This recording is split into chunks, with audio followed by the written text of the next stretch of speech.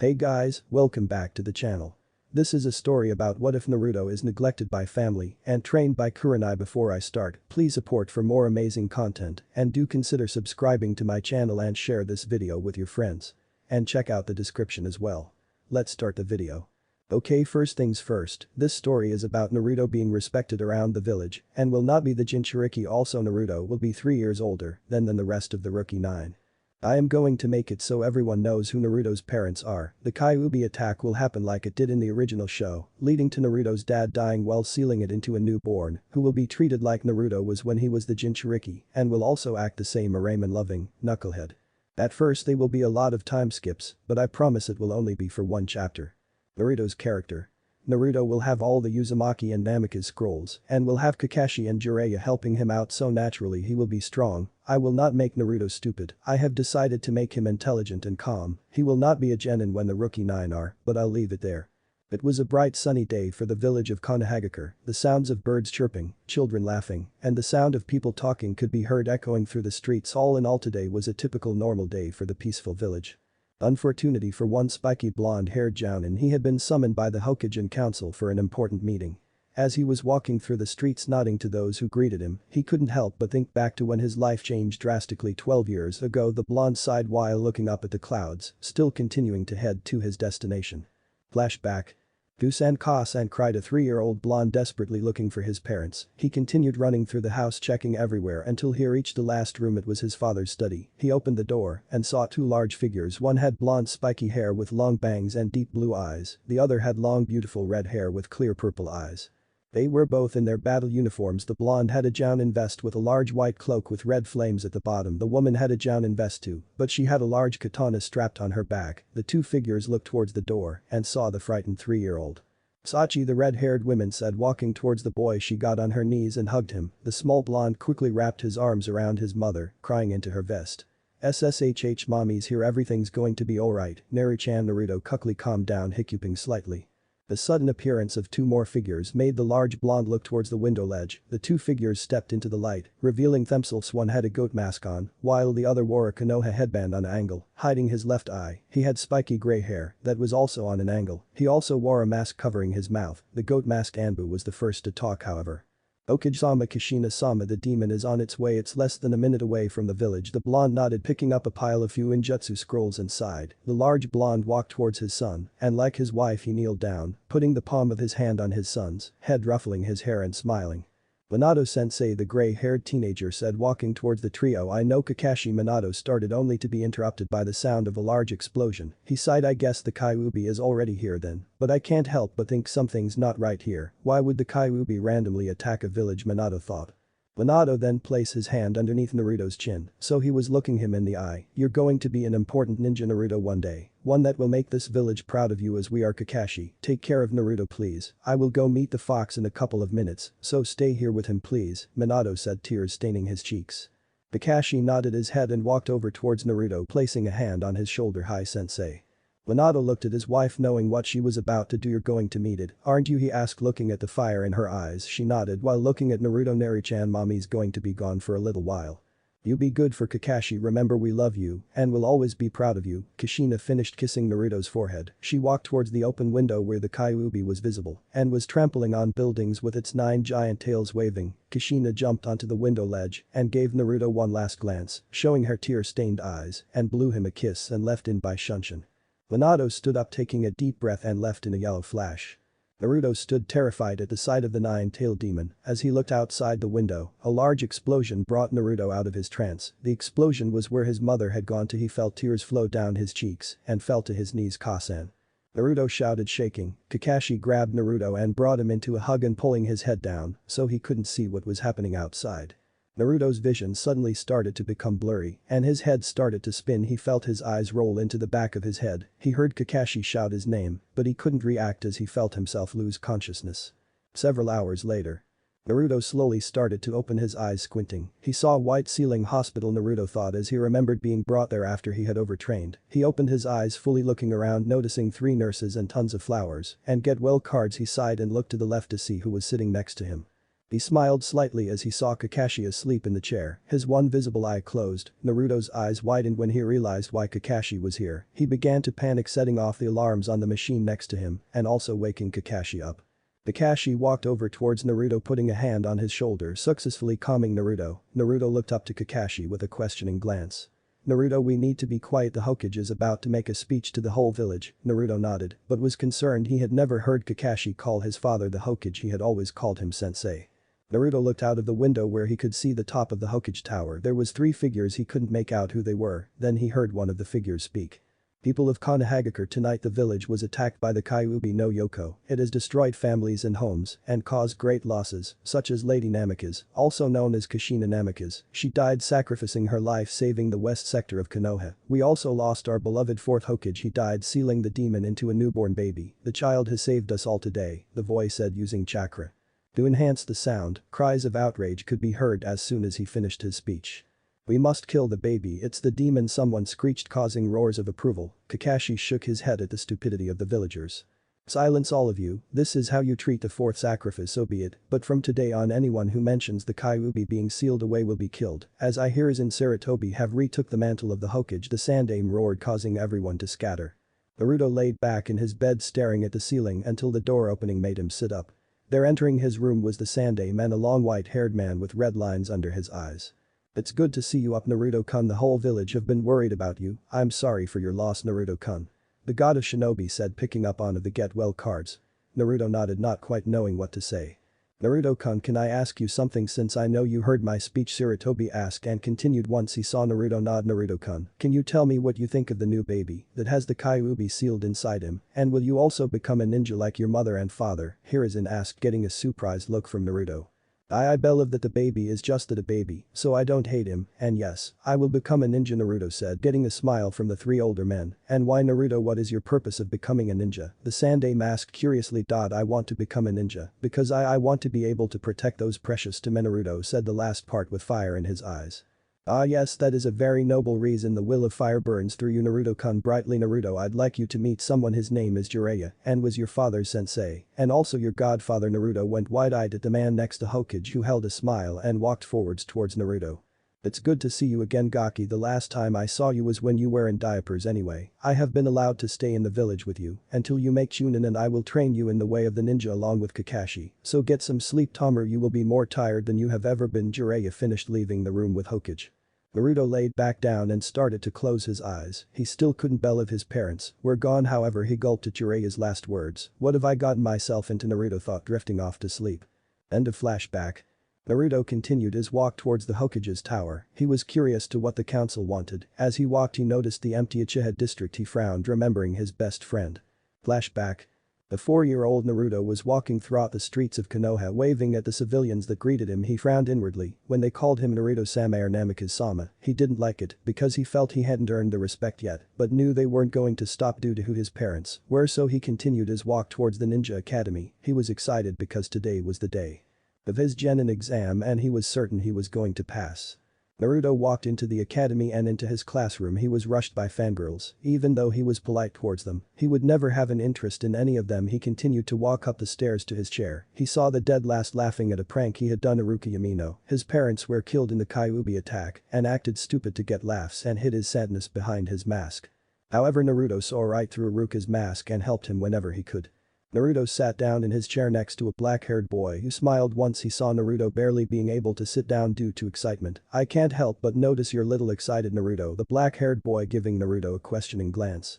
"I'm just excited. After today I will be a real ninja, you know," Naruto said, now serious and waiting for the class sensei to come in. Itachi looked at the boy that was 3 years younger than him in amazement. It was no secret Naruto was as strong as him. He was known as the prodigy of his clan, yet here was a non-Uchiha just as strong. He had watched Naruto train. Naruto would spend all day training and wouldn't stop until he had completely exhausted himself. "Yes, Naruto, I do know I am excited too, but I wonder which one of us will get Rookie of the Year," Itachi said, now looking at the door where the class sensei had walked in, causing the students to talk about how they were going to pass and how proud their parents would be. Naruto inwardly frowned. Okay, settle down, we will begin the exam in a couple of minutes. The exam will be set in two different parts. The first part will be a test of knowledge, the second part will be a physical test to test your abilities, the third part will be an ninjutsu test, the sensei said, getting looks of confusion from everyone but Itachi and Naruto. The knowledge test was over quickly with only a few people struggling to finish it. The Chunin sensei came around picking up all the tests and ushering everyone outside to perform the kunai and shuriken test. The test was see how many kunai and shuriken hit the wooden dummy. Naruto scored a perfect 210. He added wind chakra to his kunai, making it stick a few inches deeper into the wooden dummy. Itachi scored 200 hitting every target. The ninjutsu test was to perform 3 standard ninjutsu Bunshin no Jutsu, Henge no Jutsu and Kawarimi no Jutsu. However, Naruto and Itachi flew through the exam with flying colors. They walked out of the exam room with 2 brand new forehead protectors. Congratulations to all of you who passed. Those of you who didn't, don't give up, and maybe you will have better luck next year, the sensei said walking out of the classroom. Naruto and Itachi looked at each other and smirked. I expect to see you at the finals of the Chunin exams, Itachi said, leaving us still smiling. Definitely, Naruto thought. End of flashback. The blonde 15-year-old looked up and smiled as he thought of the Chunin exam finals. Flashback. Dynamic as Naruto and Uchiha Itachi come to the arena, the protractor said, getting roars of approval from the entire crowds, making the Hokage and the Tsuchikage deaf for a couple of seconds. A bit loud, aren't they? Hokage Dono, the Tsuchikage asked, but soon saw a smile on the Hokage's face that proved he thought otherwise. Not at all, Tsuchikage Dono, they are just extremely eager to see the prodigy of the Uchiha clan and the son of Minato Namikaze, the Sandaime said, and frowned once he saw that Tsuchikage's scowl at the mention of Minato Namikaze. Yes, well, if he is anything like his father, the Uchiha will have trouble, that Tsuchikage said, making the old Hokage nod in approval. Naruto, you better be prepared because I'm going all out, a 10-year-old, Itachi said while activating his Sharingan and getting into a fighting stance. I wouldn't have it any other way, a 7-year-old, Naruto said, while also getting into a fighting style and holding out a pair of trench knives that suddenly gained a blue outline on them. Itachi smirked as he looked at the knives with his Sharingans. I see you have mastered your wind affinity, this will only make things more interesting, Itachi said, jumping towards Naruto and going through hand seals Gakakyu no Jutsu, great fireball technique, Itachi shouted, blowing a large fireball out of his mouth that scorched the earth underneath it. Naruto jumped in the air using chakra to enhance the height to avoid the large fireball. He landed behind Itachi and threw the trench knife that was covered in Futon chakra at Itachi. His eyes widened when the knife hit, but they soon narrowed when he saw Itachi explode into a flock of crows. Naruto quickly put his hands together and shouted Kai. Itachi's image faded and Naruto just had enough time to see Itachi come at him with a kunai in hand. He sliced Itachi's kunai in half and also hitting Itachi's hand, causing a large amount of blood to pour out of the wound. Itachi jumped back, his feet sliding across the floor. He looked at the wound and winced. It wasn't life-threatening, but it was still pretty deep and goddamn painful. He jumped into the air again and went through another set of hand seals, ignoring the amount of pain that went into his hand every time he moved it. Garyuka no Jutsu, great dragon fire technique. A giant fire dragon was sent flying towards Naruto at an immense speed. Naruto saw the giant fire dragon and kept his cool and going through a selection of his own hand seals. Ryuden no Jutsu, water dragon projectile technique. A giant water dragon appeared from large pool in the arena and went flying towards the fire dragon. As soon as both jutsus collided, they exploded, causing strong winds to blow around the arena, making the spectators cover their faces. The steam that covered the area left everyone blinded. After a couple of seconds the steam started to clear, the sounds of panting could be heard from within. Everyone stared wide-eyed at sight. Naruto had caught Itachi's fist in his palm and Itachi had caught Naruto's fist in his palm and their knees were fighting for supremacy. Itachi swiped Naruto's leg from underneath him, knocking him off balance. Itachi then kicked Naruto in the stomach, sending him back, but Itachi was also sent flying by Naruto's kick that connected to the side of his face. Both fighters skidded across the ground and hitting the sides of the stadium walls. They slowly stood up, their legs barely being able to support them. They ignored the cheers of the spectators and continued to stare at each other. After a couple of seconds they both ran at each other at an extremely fast speed. Even for Jounins, they both launched their fists back and launched them forward. They hit each other at the same time but did not move. Their fists had connected with the other's cheek and had their eye closed on the side where the fist had connected. Both fighters jumped back so they were at least 20 meters away from each other. Both Itachi and Naruto smiled. To think even with my Sharingan I can barely keep up with your speed. It's a shame this fight has to come to an end, but I can tell you now I will win this, Itachi said, all the while still smiling. "We'll see," Naruto shouted, running towards Itachi. Itachi's eyes widened when he saw Naruto run at him. How the hell does he have this much energy? I can barely stand up, Itachi thought as he saw Naruto get closer towards him. He quickly went through a number of hand seals. Doryuhiki Earth-style wall. A giant wall formed in front of Itachi, blocking Naruto's path. Naruto saw the wall and frowned. "If I jump over it, I'll waste my chakra and I'll be defenseless." "Excellent plan, Itachi. But I still have a lot of up my sleeve." "You haven't seen." Naruto continued to run at Itachi. However, he started to go through hand seals that caused the ninjas in the arena to widen their eyes. Naruto's hand was suddenly covered with electricity. He thrusted his hand into the earth wall, cracking it instantly. "Chidori!" Naruto shouted. Itachi's eyes widened when he saw his earth wall begin to crack. He gasped when he saw Naruto's hand pierce the wall like paper. He stood there in shock as he saw the rest of Naruto's body break through the wall. Naruto saw Itachi frozen and smirked. He held out his hand and formed a small blue sphere which caused many of the spectators to mutter "Yondaime-sama." "Rasengan!" Naruto shouted, sending the ball of chakra into Itachi's chin, sending him flying across the field. He bounced several times before he stopped. He laid there unmoving, except for his chest moving up and down, showing that he was still alive. Naruto was also struggling. That last Rasengan used up the remaining chakra he had left. His vision had become blurry. He saw Itachi's face had cuts on his eyes and mouth and sported a small burn mark where the Rasengan had connected. His hand was also still bleeding from earlier. The protractor walked into the middle of the arena and looked at Naruto. He had bruises and cuts all over his face and burn marks on his arms, legs and clothes. He looked at Itachi, who was unconscious. "Shaosha, Namek is Naruto!" The crowd roared in approval and clapped for the two fighters. The medics ran towards the two. They immediately put Itachi on a stretcher and took him to the hospital. The medics ran towards Naruto to check if he was alright. "Naruto-sama, are you alright?" a young female medic asked. Naruto smiled and nodded. "Yeah, I'm feeling green." Naruto collapsed and fell to the floor face first, but still held a smile on his face. "Man, I can't believe how strong Itachi is. I trained with a Sannin and a Nikki, and I barely won." Naruto thought in amazement before he fell unconscious. End of flashback.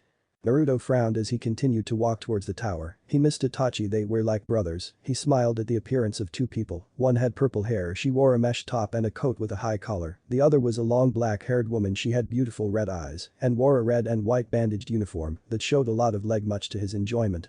They were Anko Mitarashi and Kurenai Yuhi. Naruto had developed a crush on Kurenai ever since he first met her. She was everything he wanted in a woman: strong, independent, beautiful and kind. However, he knew her reputation. The Ice Queen of Konoha. He hated when people would call her that. He wasn't surprised that she avoided the male population due to the fact they only wanted her for her body. That didn't mean she didn't have any male friends. She was good friends with himself and Kakashi, but he would never tell her his true feelings as he felt he would be betraying her trust if he did. He smiled, remembering the time Kakashi had took him out to meet the rest of the Jounins when he had become one. Flashback. "Naruto, are you ready?" Kakashi said lazily as he leaned on the wall. After couple of minutes, a 10-year-old Naruto came out of his room with his forehead protector, stopping his hair covering his eyes. But Kakashi's eye went to what Naruto was wearing. It was his brand new Jounin flak jacket he had gotten. Kakashi's one visible eye widened slightly. "He's looking more like you, sensei, every day," Kakashi thought. Getting his composure back, he pushed himself off the wall, looking sharp at Tauto. "We should get going. I don't want Anko threatening to cut me again." He visibly shivered at the thought. Naruto nodded and followed Kakashi out of the door. Kakashi and Naruto walked into one of the ninja-only bars, walking past a pair of drunk Chunin that were complaining that they had been on guard duty for 2 weeks running. Naruto did feel sorry for them as he too hated guard duty. It was too easy and boring. They continued walking towards the back of the bar. They finally reached a booth where Anko, Mido Guy, Hana Inyazuka and Kuranai. The four looked curiously at Kakashi as he was relatively early. "About time, Kakashi. I was about to come looking for you and play a little game I call what doesn't grow back," Anko said, making said Jounin shiver. He sat down next to her, nonetheless pouring himself some sake. However, the rest of the Jounins were looking at Naruto curiously. Hana was the first to voice her opinion, however. "Hey Kakashi, who's the kid? He looks like a little yondaime." Kakashi looked at her lazily for a few seconds before answering her. "Ask him," he said, making Kuranai and Hana angry at his laziness. Naruto, however, had not taken his eyes off Kuranai. He was hypnotized by her red eyes. They were the most beautiful things he had ever seen. He was so entranced by Kuranai he hadn't realized that Guy was talking to him. "Hello, my youthful friend, may I ask your name?" Guy shouted, causing many people to sigh. Naruto shook his head, getting himself out of his trance. He turned to Guy, who was giving him a thumbs up and showing his teeth. You say something?" Naruto asked. Guy's jaw dropped to the floor. Kakashi looked on slightly proud. Anko was laughing her ass off, while Kuranai and Hana faulted. However, Guy recovered quickly and pointed an ikasing finger. Damn you, and your hip attitude. Kakashi looked lazily towards Guy. Huh, you say something. Guy fell back into his chair, weeping in I'm-style tears while mumbling something about hip attitude. Anko was now getting fed up. She was extremely curious to who the chibi yandere was. Being the straightforward person she was, she asked Yogaki, who are you, and why do you look like the yandere? Everyone faulted at how blunt she was. However, Naruto just scratched his head and smiled sheepishly. Oh, sorry about that. My name is Naruto Namikaze, and I probably look like the yandere because I'm his son, Naruto said, sitting down next to Kuranai and blushing slightly. He was grateful the booth was slightly dark, which hid his blush from everyone who except from Kakashi had their jaw on the floor. Dear Naruto, you must be about 10. How do you have a Jounin jacket? Anko asked, amazed and also feeling slightly stupid of not guessing he was the yandere's son. Naruto looked at her slightly surprised before answering, I have a Jounin vest because I'm a Jounin, just became one today. Actually, Kuranai looked at Naruto, slightly amazed by the fact he was a Jounin. You must be really strong for your age to have made Jounin, Kuranai asked, getting a blush from Naruto due to the praise. Thank you, Naruto said, not sure what her name was. She caught on quickly and apologized. Oh, that's right, I'm sorry, my name is Kuranai Yuhi. These two are called Anko and Hana, and the grown man crying in the corner is Guy, she said, amazed by the fact he was listening to her. The rest of the male population in the village just looked at her body when she was talking. So Naruto, can you tell us what you prefer? Anko started getting raised eyebrows from Kakashi. I meant in jutsu's pervert, she said, hitting Kakashi over the head and looked at Naruto waiting for an answer. Well, I'm really an all-round type of person. I prefer ninjutsu and taijutsu, but I like fuinjutsu. He saw Anko visibly flinch at the word, however he continued, I'm about average though when it comes to jinjutsu. What about you? He finished looking at Anko, who smirked. Me, I'm amazing at ninjutsu and taijutsu, she said, not giving much away. Guy followed where she had left off. I'm an expert in taijutsu, my youthful friend. Hana, seeing that Guy was finished, also spoke up, I'm proficient in medical jutsu and taijutsu. Kuranai sighed, thinking Naruto was about to laugh at what she specialized in. However, she decided to tell him anyway. I'm a jinjutsu expert, she said quickly and sipping some sake. She looked to her side to see Naruto staring at her. She was getting uncomfortable by his gaze on her, which he caught on to surprisingly. Oh, I'm sorry, it's just you're the first jinjutsu specialist I've ever met. I've always found jinjutsu interesting as my best friend is also good at jinjutsu, but that's only because of his eyes. I've never been that good at them, but I do know a few. Naruto finished, getting a complete look of disbelief from Kuranai.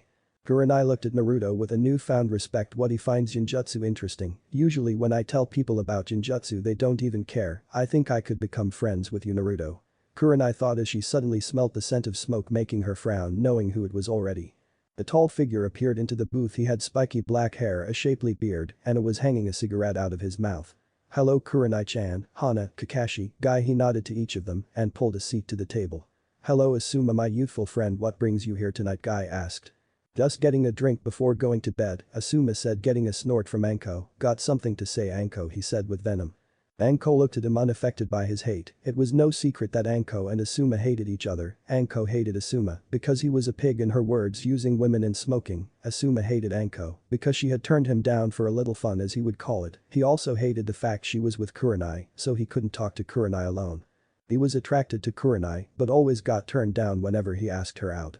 I do actually. You come over here smoking and then say you only came in for a drink. We all know why you're really here, and believe me, stalking her will not make her go out with you like she would anyway, Anko said, smirking at Asuma's face that was now filled with rage. What would you know, you snake whore? Asuma smirking at Anko's also rage-filled face. Kakashi was also slightly angry and was about to say something until Naruto spoke up. Why do you call her a snake whore, Asuma-san? Naruto asked innocently, getting raised eyebrows from everyone. Asuma stared at Naruto and saw how close he was to Kuranai and snarled a little, what's a little brat like you doing in here, Naruto? Naruto slightly scowled but kept his calm. I'm here because I'm a jounin. Can you not see the jacket now? Would you please answer my first question? Asuma looked at Naruto's flak jacket and scowled. I guess they'll let anyone be a jounin now. The reason people call her snake whore is because she was the apprentice of Orochimaru.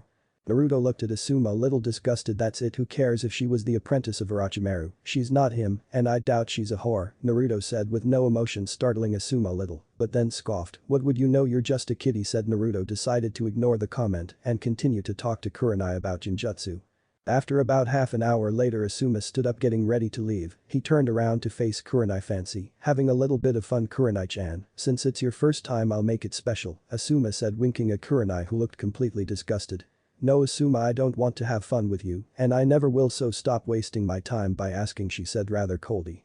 Asuma stood in shock. This was the first time Kurenai had ever talked to him like that. She had always been polite when turning him down. He looked over towards Anko and saw her laughing loudly. Without thinking, Asuma pulled his trench knives out and dashed towards Anko, startling the group as his Futon-enhanced blades were about to hit Anko. There was a sudden clang that shocked everyone. Naruto had stopped Asuma's blades with his own similar set that were also Futon enhanced. Everyone in the bar had begun to look at the two, however they both glared at each other. Naruto's ocean blue eyes glared at Asuma's coal black. "I think you should leave Asuma-san," Naruto said calmly. Asuma growled a little before noticing everyone in the bar were staring at the two jounin. He pulled his knives away and looked at Anko, Kurenai, Hana, Guy and Kakashi. "I'm sorry for anything I said that offended you." With that, Asuma left the bar still angry at Naruto. "Wow, did you see the Yandame's son stand up to the Sandame's son?" A random ninja said, causing everyone to start talking again. Naruto sat down, ignoring the rants-off guy about how youthful he was. Kurenai stared at Naruto for a couple of seconds before sipping her sake again. Anko was laughing and saying Asuma ran off with his tail between his legs. Kakashi and Hana just gave him proud looks. An hour later, Naruto and Kakashi were getting ready to leave the bar. Kakashi had a passed-out guy flung over his shoulder. "Good night," the girls shouted, leaving Naruto, Kakashi and an unconscious guy to walk home. Naruto took one last looking, staring at Kurenai and blushing slightly. "Amatado, you can stare at Kurenai's ass later," Kakashi said, smiling underneath his mask as Naruto blushed heavily, began to walk off muttering, "Pervert, she is beautiful," though Naruto thought while walking home with a smile on his face. End of flashback. "Ohayou Naruto," Kurenai shouted and waved at Naruto. He blushed slightly and went over to them. "Ohayou Kurenai-chan, Anko-chan," Naruto said, waving back to them. As he got closer, he saw Anko and Kurenai slightly blush. "You just keep getting taller and taller, Naruto, you're even taller than me now," Kurenai said, making Naruto blush. "And more handsome," Anko added with a smirk. Now Anko-chan, don't give up on Iniki, especially after all the nice things he said about you," Naruto said, looking away with a smirk. He was about to turn back to look at her until he was picked up by the collar by a very feisty-looking Anko. "What did that lazy bum say?" Anko said seriously. Naruto gulped. He said he liked how strong and independent you are." Anko looked at Naruto for a couple of seconds before smirking. "So the lazy bastard does care. I'll show him just how strong and independent I can be." Anko then started running down the street, knocking people over. "Kurenai, remember what I said earlier, you need to get laid or you will die a virgin," Anko shouted while turning the corner. Kurenai turned a bright red as everyone in the street was now staring at her. She was about to run away until she felt a hand on her shoulder. She looked up and saw Naruto smiling at her. "Don't be embarrassed, Kurenai-chan, you're not the only one," Naruto said, making her smile and nod. "So what are you doing up so early, Kurenai-chan?" Naruto asked, getting another smile from Kurenai.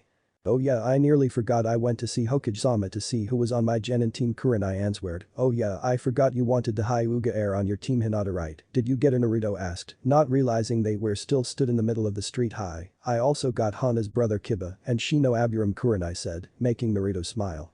"Hey Kurenai-chan, I don't mean to sound rude, but I have to go to a meeting with the council, but after that do you want to go get some breakfast with me?" Naruto asked, blushing. Kurenai fake pouted and then smiled again. "Fine, but you're paying," she said, also blushing slightly. Naruto nodded and said his goodbyes and began to walk towards the tower again. Council room. Naruto walked into the council room where he was immediately met with smiling faces. The Hokage spoke up, grabbing Naruto's attention. "Ah, Naruto-kun, it's good to see you again. You're looking more like your father every day. I'd like to just talk to you, but you have been giving a very important mission." Naruto nodded, giving the signal for the Hokage to continue. "Naruto-kun, you will become a Jounin sensei for this year's genin. 2 of your students have already been decided, however the third is up to you," Hiruzen said while handing Naruto a file. Naruto started reading the files, his eyes widened when he read the names. "You're giving me the Uchiha heir, why shouldn't Hada Kakashi train him since he has Sharingan as well?" Naruto asked, getting smiles from most of the civilian side and frowns from the clan sides, the Hokage side. "Yes, some of us also thought that Kakashi-kun would be better suited to train the Uchiha, but others did not agree with us. You were chosen as you have the ability to teach them useful jutsus," the Sandame said while glancing at the civilian side. However, Naruto knew exactly what he was saying. "So they want me to teach the Uchiha Hiraishin no jutsu, like I would teach him that," Naruto thought before remembering something. "You said there was still one spot open on my team, right? Can I look at the file with the genin who do not have a team?" Yet Hiruzen passed Naruto another file, to which Naruto immediately started flicking through the pages before eventually stopping and smiling. "I found my third student," Naruto said, throwing the file on the table, making sure everyone could see who it was. "You can't be serious, Naruto-kun, you want to train that demon?" A pink-haired woman screeched. Naruto frowned. "How can they think he is the Kyuubi?" Naruto thought as he saw the civilian side's faces full of disgust over the Jinchuriki. Why should we allow you to train the demon Namikaze? And an old man wrapped in bandages asked. Naruto's eyes narrowed at the man. I believe training the Jinchuriki will be beneficial for the village. Naruto answered, waiting for the man to reply. Yes, you make a good point. However, what if the demon escapes? The man asked. Naruto thought for a couple of seconds before answering, the demon will not escape, as I will be able to suppress the demonic chakra with Fuinjutsu. Also, when Sasuke activates his Sharingan, he will be able to also control the demonic chakra within the Jinchuriki. The council all began muttering and whispering. Eventually the Hokage stood up. Okay, Naruto-kun, you will be the Jounin sensei of Team 7, which now consists of Uchiha Sasuke, Haruno Sakura, Kazama Takashi. Be ready to pick your team up in an hour from the academy. Naruto nodded and left by Shunshin. Appearing outside the tower, he began walking through the streets, looking for Kurenai. God damn it, why do I have to babysit brats? At least if Kurenai's doing it won't be too bad, Naruto thought as continued to walk. Okay, that's the end of chapter 1. I hope you like it. Review, so I know what you like and don't like. Character profiles. Name Naruto Namikaze. Age 15. Rank Elite Jounin. Appearance.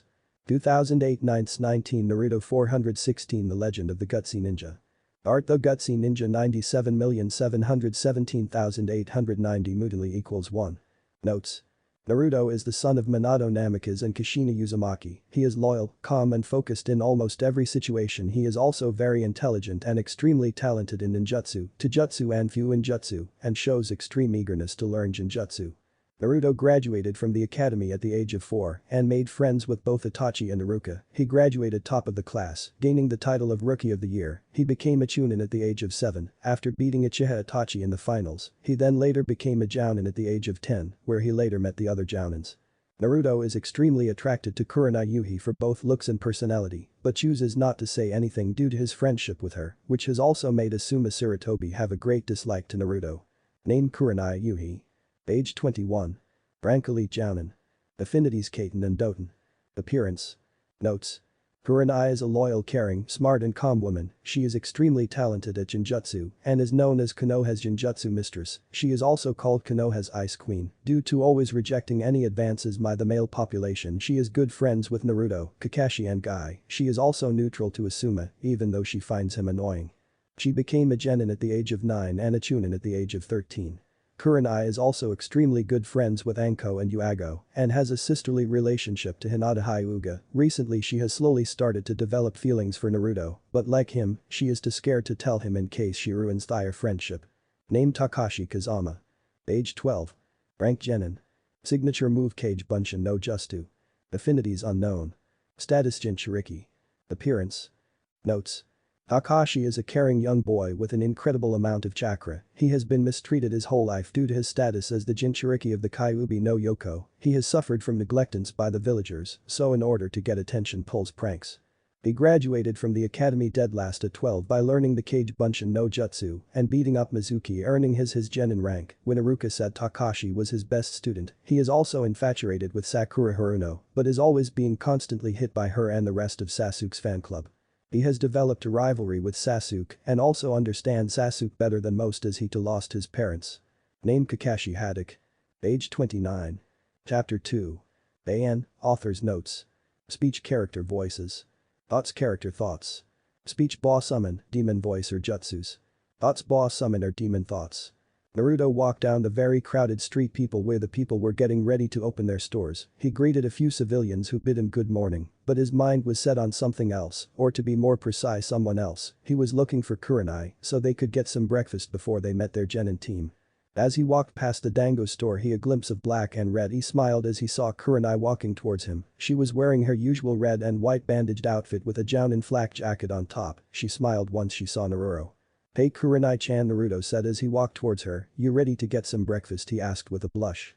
Hi, but you're paying, remember you owe me for ditching me, she said, fake pouting. Naruto looked on in disbelief. 1 minute she could be so serious, the next so playful. He liked that she wasn't so serious and could be herself around him. Oh, I'm sorry, forgive me Kurenai-chan, that damn council always bugging me. Come on, let's go get some dango. I'm certain you want to hear all about the council meeting. I can tell you do by the look on your face, Naruto said as he and Kurenai walked into the dango store, getting curious looks by most of the people. Naruto and Kurenai slightly blushed at the attention they were receiving. They went to the counter and ordered 10 dango sticks each. After collecting their order, they both went to look for an empty table to sit down at. When they sat down, Kurenai looked at Naruto with a questioning glance and She asked as she saw Naruto choke. She began to giggle as she saw Naruto pour a whole jug of water down his mouth. "Oh right, yeah, the council, damn it Naruto, you have to calm down, it's just breakfast." He saw Kuranai nod while eating a dango stick. A slight blush appeared on his god. "That's sexy," he thought when he saw her eat the dango stick slowly. He quickly willed his blush away so he could tell her his new position. "Well, Kuranai-chan, looks like I am going to be Jounin sensei too. You were lucky though, you got to pick two of your choices," Naruto mumbled, causing a wide-eyed expression from Kuranai that soon turned into a full-blown laugh. "Ahahaha, what are they thinking, you'll end up killing the genin for being too loud," Kuranai said while laughing. Naruto pouted a little. "Oh come on, I'm not that bad. Besides, I reckon you're just worried that my team's going to be better than yours." Naruto finished with a smirk when he heard Kuranai slightly growl. "You want to bet?" Kuranai said through gritted teeth. Naruto nodded and smiled at how easily angry he could get her. Kuranai stood up and pointed at Naruto. "Alright mister, you have a bet. What are the stakes?" Naruto gulped at and blushed slightly. How about whose ever team gets past the first round of the Chunin exam wins?" Naruto asked, getting a quick nod from Kuranai, and continued. "If I win you have to, you know what I'll tell you if I win," Naruto said, blushing. "I'm an idiot. I could have used the bet to ask her out," Naruto thought while looking at Kuranai, who had her eyebrows raised. "Okay, and what if I win?" Kuranai asked seriously. Naruto got into a thinking pose for a couple of seconds before answering. "Alright, so if you win I will teach you one of my most precious jutsus," Naruto said, earning a wide-eyed Kuranai. She narrowed her eyes straight away. "Okay, who have you got on your team?" Naruto was about to answer before the sound of an unwanted guest interrupted him. "You want to know who Naruto's got? I'll tell you, my father told me you picked the dead last." "What's the matter?" "Picking the worst student so your teaching won't look so bad," Asuma said as he walked into the dango store while smirking.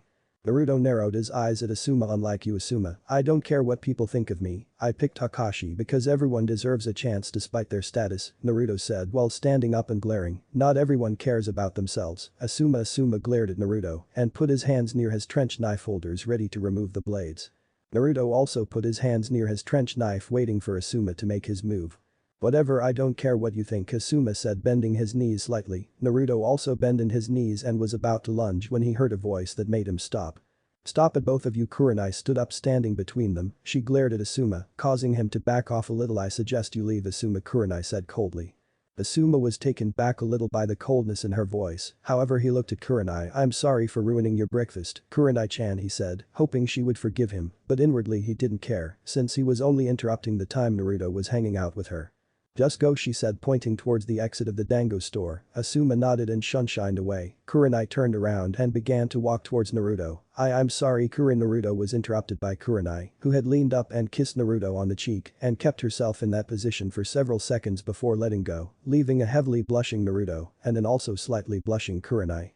The others in the store were either whistling or glaring at Naruto for getting a kiss from the extremely beautiful Kunoichi. Naruto began to stutter his words, trying to find the right words. He was stopped by Kuranai. "That was for helping Takashi. I know you didn't pick him as your student for the reason," Asuma said. "I'm glad you picked him. It would have broken Hinata's heart if Takashi hadn't become a ninja," Kuranai said, still holding a slight blush from kissing Naruto on the cheek in front of everyone. Naruto looked stunned for a second before speaking his mind. "I'm glad you believe me. It's the least I could do for the kid, since it was my father that pretty much ruined his life. He deserves a break every now and then." "But why would Hinata be so affected?" Naruto asked, completely confused. Kuranai smiled at Naruto's question. "Hinata has a huge crush on Takashi. She admires his never-give-up attitude. She's possibly the only girl I can think of at the academy that isn't a fawning over the Uchiha," Kuranai said, but looked slightly confused when he saw Naruto bang his head off the table. "Naruto, are you alright?" she asked, noticing everyone was staring at the two. Naruto threw her the file he had been given off the council. Kuranai began to read it, but became wide-eyed at what she was reading. "Oh my god, how could they do this to you? Naruto giving you the Uchiha's biggest fangirl, and Takashi's crush." Naruto began to bang his head even more when he found out that Takashi liked Sakura. Stupid. Naruto continued to bang his head off the table. "Listen Naruto, it's not that bad. I mean I believe you will be able to make these three respectable ninjas, but what I want to know is why they are letting you teach the Uchiha Shogun Kakashi, since he already had the Sharingan." Naruto looked at her seriously as he too remembered asking the exact same question. "Yes, that's what I thought as well, but according to them I have better jutsus to teach. However, I do believe the council have got an Ikki to give Sasuke extra training," Naruto said, getting a complete look of disgust from Kuranai. "So they expect you to teach the Uchiha the Hirishin no Jutsu?" Kuranai asked, getting a nod from Naruto, making her scowl even more at the council. I know how you feel, Kurenai-chan. The council may have become more powerful since Toussaint died, but I'd rather become a missing nin than teach that jutsu to someone who isn't family, Naruto said. Getting a nod from Kurenai. Good for you, Naruto. I feel the same, that's your family's technique. You shouldn't be forced to teach someone, a Kurenai asked while glancing at the clock. She gasped when she saw the time. Naruto, we should go, we won't want to be late now, would we, she asked, getting a smile and a nod from Naruto. Yeah, I don't want Aniki's reputation, Naruto said while walking out of the dango store with Kurenai. As they were walking towards the academy, Kurenai kept giving Naruto several glances to which he noticed and sighed. Go on, he said, making her smile. So since you have Takashi on your team, would you give him the right push towards Hinata for me, she asked, giving him a puppy dog eyes. Naruto sighed in defeat. No matter what, that was the only jutsu known that would work on Naruto. However, it was lucky that only Kurenai knew this. She had promised to keep it a secret. Once she saw how affected Naruto was when she used it, she called it her secret weapon against Naruto. Fine, but only for you. You do realize that the Hyuga clan will not take lightly on this, because for some reason they believe I will agree to a political marriage to Hinata, even though I have said no at least 1,000 times. I mean seriously, if I'm going to marry someone, it will be someone I love, Naruto said, while walking down the busy morning street of Konoha. He stopped walking as soon as he felt something wet on his cheek. He looked to his side and saw Kurenai kissing his cheek again. Sweet, this must be what heaven feels like, Naruto thought, while turning bright red. Kurenai was also bright red due to the fact she was kissing Naruto again on the cheek right in front of everyone. She hadn't known what had came over her, but at that moment she wanted to kiss Naruto, even if it was only on the cheek. Thank you, Naruto, for agreeing to help Hinata. You don't know how much it means to me that you would do this for me, she asked, generally happy that Naruto would help her without mentioning something in return. Naruto blushed even brighter if it was possible as he walked, muttering the words women under his breath, making Kurenai giggle that she had this effect on him. Academy. Iruka Yamino was standing at the front of the classroom, looking at the new set of genin in front of him with pride. He had taught most of the clan heirs, however, when he looked at Takashi he couldn't help but feel proud of him. At first, like the rest of the village, he thought Takashi was the reincarnation of the kyuubi, but after watching Takashi and talking to both Naruto and the Sandaime, he found out that he was just a little boy who was lonely and played pranks on the village as a sign of recognition. Iruka smiled at the thought. He reminds me of myself at his age. Iruka walked towards his desk, ignoring the questions of where Mizuki had gone. He frowned at the traitor. If it wasn't for Takashi he would have been killed. Iruka picked up the files on his table. He looked up to begin talking until he realized that everyone was talking, and ignoring him a vein appeared on his head. Shut up all of you and sit down, Iruka shouted using the big head no jutsu, making everyone run towards their seats. Iruka smiled again once he saw everyone sat down. Okay, today you will be put on a 4-person team which will include 3 genin and 1 jounin sensei. The teams are. Iruka started. Iruka turned the next page and gasped at what he was seeing. Naruto as sensei. Never saw that coming. He smiled at the thought of seeing his old friend. Team 7 will be Kazama Takashi, Haruno Sakura. Iruka was about to continue until Takashi started jumping up and down in his annoying orange clothing, while Sakura hung her head. Takashi, sit down. Takashi quickly sat down, still excited. As I was saying, Team 7 will be Kazama Takashi, Haruno Sakura and Uchiha Sasuke. He was about to continue before Sakura started screeching at Ino. Take that, Ino pig, true love conquers all. Iruka gained a vein above his eyebrow again. Sit down, Sakura, and let me finish. Sakura sat down again, apologizing as well. Your jounin sensei will be Namikaze Naruto. Iruka finished, getting wide eyes from everyone in the class. Takashi stood up and asked a question everyone else was wondering. Namikaze, as in the 4th Hokage type. Namikaze. Iruka nodded before explaining. Yes, Takashi. Naruto is the son of the 4th Hokage. Iruka began to continue despite the state of shock his students were in learning about the 4th Hokage's son training a genin team. Teammate will be Inyazuka Kiba, Aburama Shino and Hyuga Hinata. Your jounin sensei will be Kuranai. You hear? Iruka finished, getting a nod from Shino, a happy smile from Hinata, and a smirk from Kiba. Team 10 will be Yamanaka Ino, Nara Shikamaru and Akamichi Chouji. Your jounin sensei will be Sarutobi Asuma. Okay, that's all the teams done, so just wait here until they pick you up. Iruka finished, ignoring Ino's moaning that she wasn't on her Sasuke-kun's team.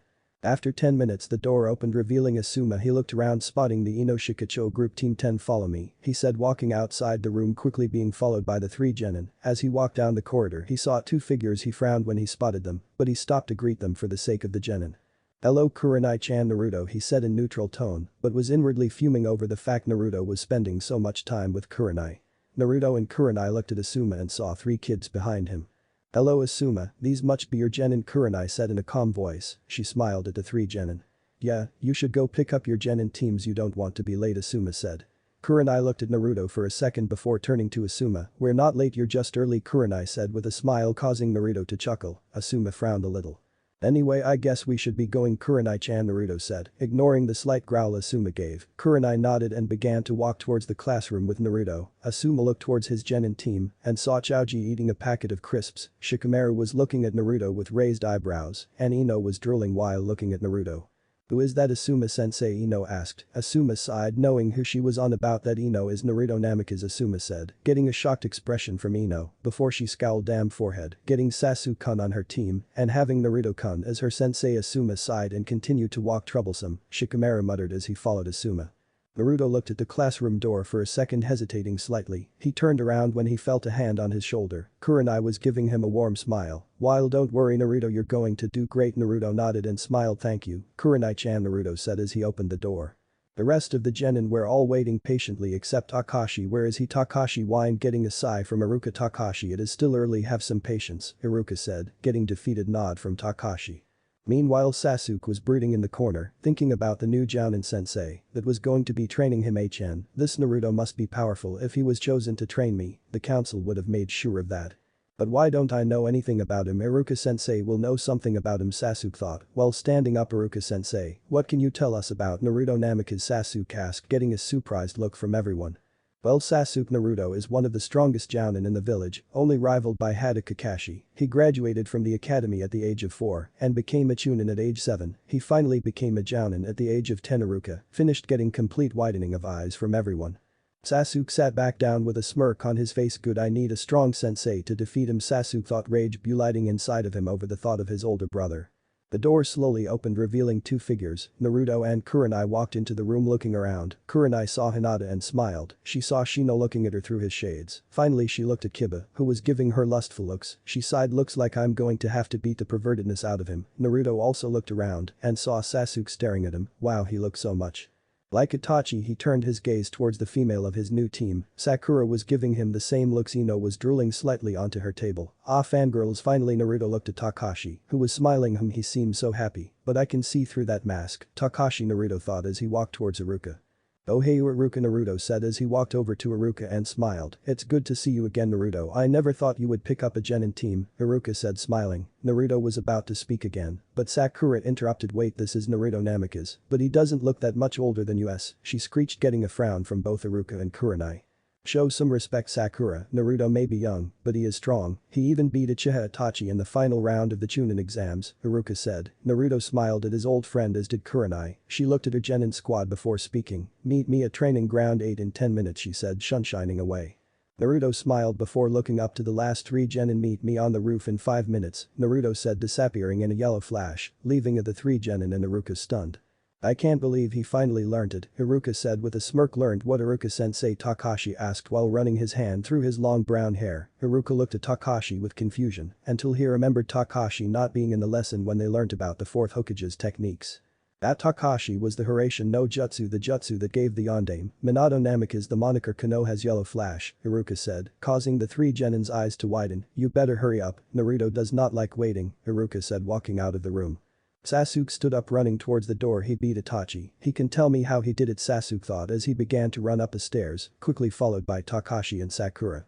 Naruto was on top of the academy roof, leaning over the rail watching the village. He smiled at how peaceful the village was. The sound of the door to the roof flying open made Naruto turn around him. "You were nearly late," Naruto said while smiling at a panting Sasuke, Takashi and Sakura. "Alright, before we go into introductions, do any of you have any questions?" Naruto asked, looking at the all too eager faces the three genin were holding. Sasuke walked closer towards Naruto. "How did you beat him?" Sasuke asked, looking at Naruto with pleading eyes. Naruto looked at Sasuke. He couldn't help but feel sorry for him, poor kid. "Itachi must have really done a number on you. I beat him through training hard and never giving up," Naruto said, getting a slight scowl from Sasuke. Sakura was next to voice her opinions. "Are you really our sensei? I mean, how old are you?" Naruto frowned at the question. "Yes, I am your new sensei, and I am 15 years old," Naruto answered, getting wide eyes from the three. Sakura looked impressed at Naruto at the thought he was Jounin sensei at the age of 15. Jounin sensei at 15, he must be strong. "I bet Sasuke-kun is stronger," Sakura thought, staring dreamily at Sasuke. Naruto sighed, regretting what he was about to do next. "Okay, let's start off with some introductions. Tell us what your likes and dislikes are, and also your dream." The three genin looked at Naruto in confusion. Naruto-sensei, why don't you go first? Sakura said, getting a sigh from Naruto. Okay, my name is Naruto Namikaze. My likes are none of your concern. I have a lot of dislikes, and I don't really have a dream yet. The three genins jaw dropped. He didn't tell us anything, but his name they thought. Okay, your turn, Pinky. Sakura scowled, but continued anyway. My name is Sakura Haruno. My likes are, she looks at Sasuke. My dislikes are Ino Pig and Takashi Baka. And my dream is, looks at Sasuke again. Naruto sweat dropped to think this is what most young kunoichi are like now. Okay, you big eyes, Naruto said, pointing at Takashi, who also scowled at the nickname. My name is Takashi Kazama. My likes are Sakura-chan, ramen, and Jiji. Naruto smiled at the Hokage's personal nickname. He continued to listen to Takashi. My dislikes are people who judge me without knowing me and Sasuke team. My dream is to be acknowledged by the village and become the strongest Hokage ever. Takashi finished with fire in his eyes. Naruto smiled and looked towards Sasuke. Okay, now you breedy. Sasuke glared at Naruto before speaking. My name is Sasuke Uchiha. I hate a lot of things, and I don't particularly like anything. What I have is not a dream, because I will make it a reality. I'm going to rebuild my clan and kill a certain person. Sasuke finished glaring at nothing in particular. Naruto sighed. Itachi, you really messed up, Sasuke. Okay, meet me at training ground 7 tomorrow, and don't be late. Naruto finished disappearing in a yellow flash. Hey Sasuke-kun, want to go on a date with me? Sakura asked, blushing. No, he responded coldly, walking away.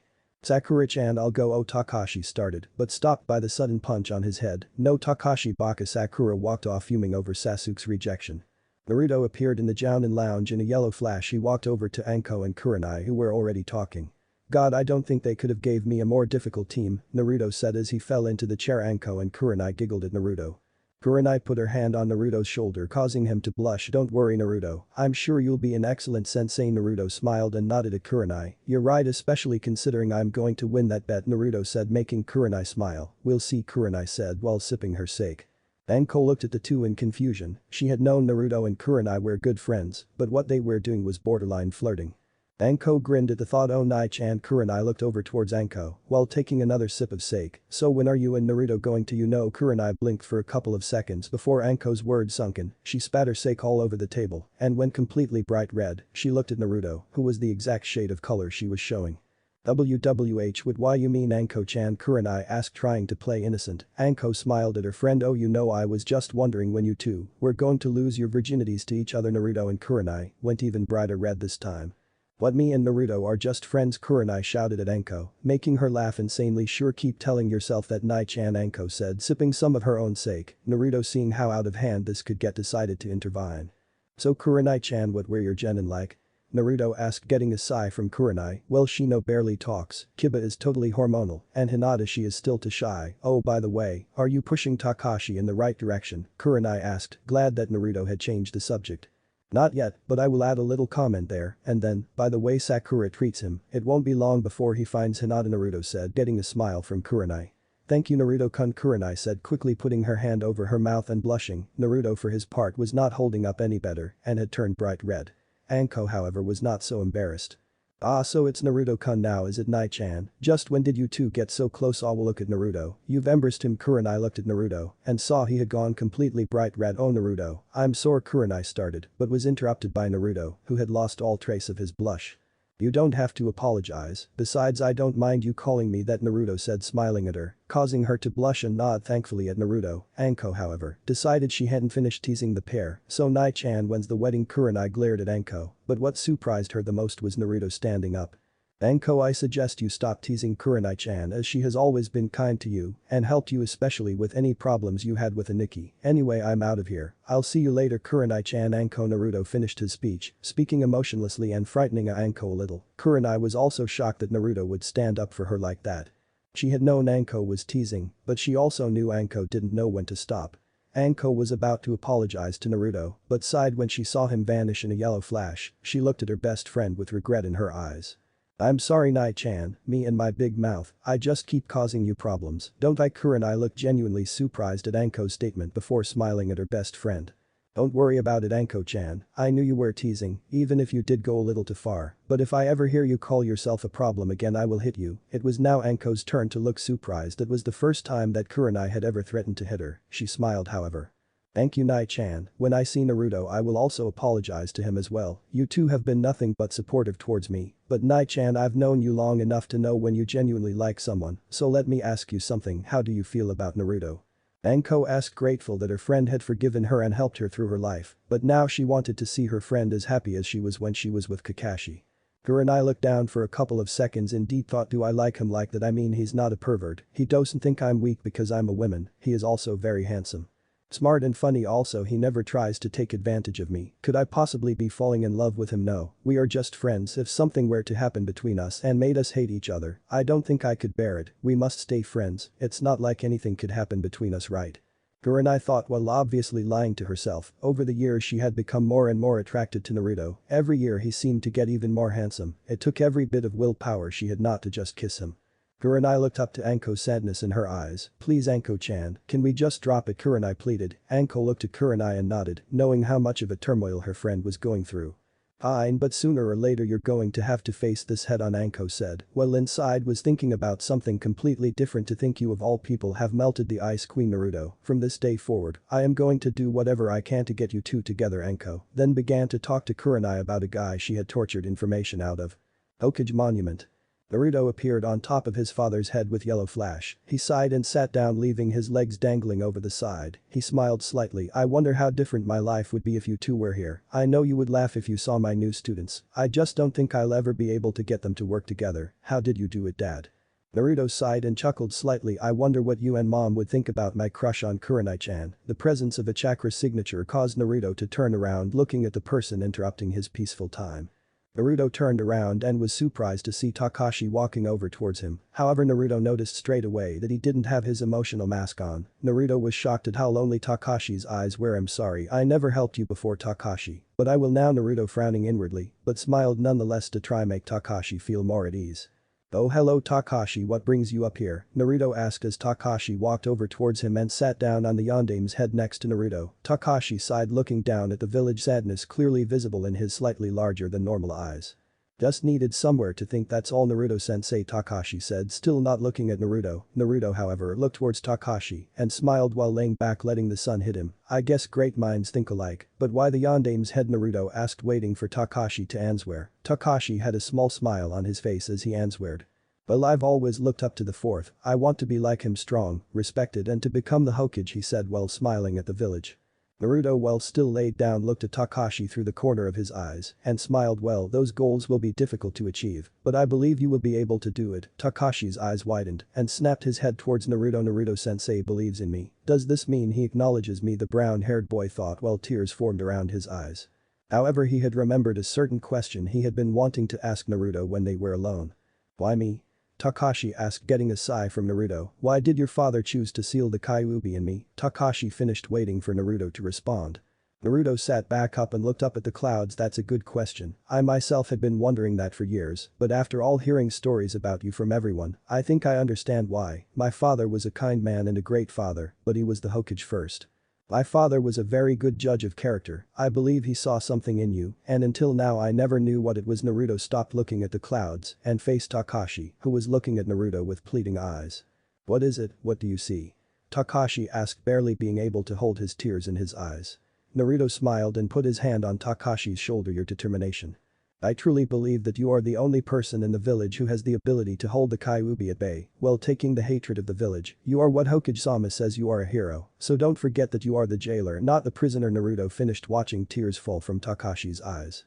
Naruto let Takashi cry for several minutes. He was about to take Takashi home when he heard the younger boy's stomach growl. Naruto chuckled slightly. How about we go to Ichiraku's before we head home? Takashi gave one of his rare genuine smiles and nodded. Naruto and Takashi walked down the streets of Konoha. The civilian glared at Takashi, but never said anything as they saw Naruto, or in their eyes Namikaze-sama, walk along with him. Takashi ignored the glares, smiling happily at the thought of free ramen. Naruto however was in deep thought about something. Well, the next few weeks are going to be different. I should apologize to Anko, I know she was only teasing, but she knows how I feel about Kurenai-chan. Naruto took a quick glance at Takashi and saw he was talking to himself about what type of ramen he wanted. Naruto's sweat dropped. Yes, definitely different, Naruto thought as they both walked towards the ramen restaurant. Chapter 3. AN, Author's Notes. Speech, Character Voices. Thoughts, Character Thoughts. Speech, Ba Summon, Demon Voice or Jutsus. Thoughts, Ba Summon or Demon Thoughts. It was another bright day in Konohagakure and most of the people were happily getting along with their lives. However, one Team 7 was walking through the streets with frowns on their faces. Naruto was cursing the council for giving him a genin team bastards. This is so boring, why do I have to do D rank missions with a genin? I should be doing A rank missions at least. Oh well, might as well go see if the old man has any more missions. The genin on Team 7 were also cursing the fact this was their 7th D rank mission in a row. How am I meant to get strong enough to kill him if all I'm doing is D rank missions? I'm an Uchiha, I deserve the best. Sasuke continued to brood as he walked down the street, ignoring all the civilians that waved at him. Sakura was not so ignorant with the rest of the civilians and smiled and greeted a few of the civilians. Most of the civilians knew who Sakura's mother was, part of the council and was very influential when it came to civilian affairs. Why won't Sasuke-kun ever notice me? Arg, it must be Takashi Baka getting in the way. She frowned at the thought. Takashi was also having a bad day. His landlord had woken him up in the early hours of the morning, telling him to keep the noise down, even though he was completely quiet. He then went to do some D-rank missions after a couple of hours training with the rest of Team 7. However, he was not expecting Tora, the fire daimyo wife's cat. They had chased a cat for several hours, and even when they had caught it, the cat would just scratch their faces. However, what was annoying Takashi the most was the glares he was receiving from the civilians, even though they had lessened due to the fact that Naruto was with him, but they were still hurtful. Why won't they stop staring, he thought while walking down the street with his head down. Sakura and Sasuke had also noticed the stares Takashi was getting, but ignored it, thinking the civilians were angry at Takashi for the pranks he did on them. Naruto, however, glared at a few of the more confident civilians that looked like they were about to speak up, but once they saw Naruto's ferocious look, they quickly backed down, not wanting to anger their Namikaze-sama. Team 7 continued their walk towards the Hokage Tower, not realizing that today was going to be the start of a big change for all of them. When Team 7 made it into the Hokage's office, they were met with smiles from the Hokage and Iruka, but scowls from the advisors. Admittedly, the scowls were aimed at Takashi, but both Sasuke and Sakura were clueless of the reason.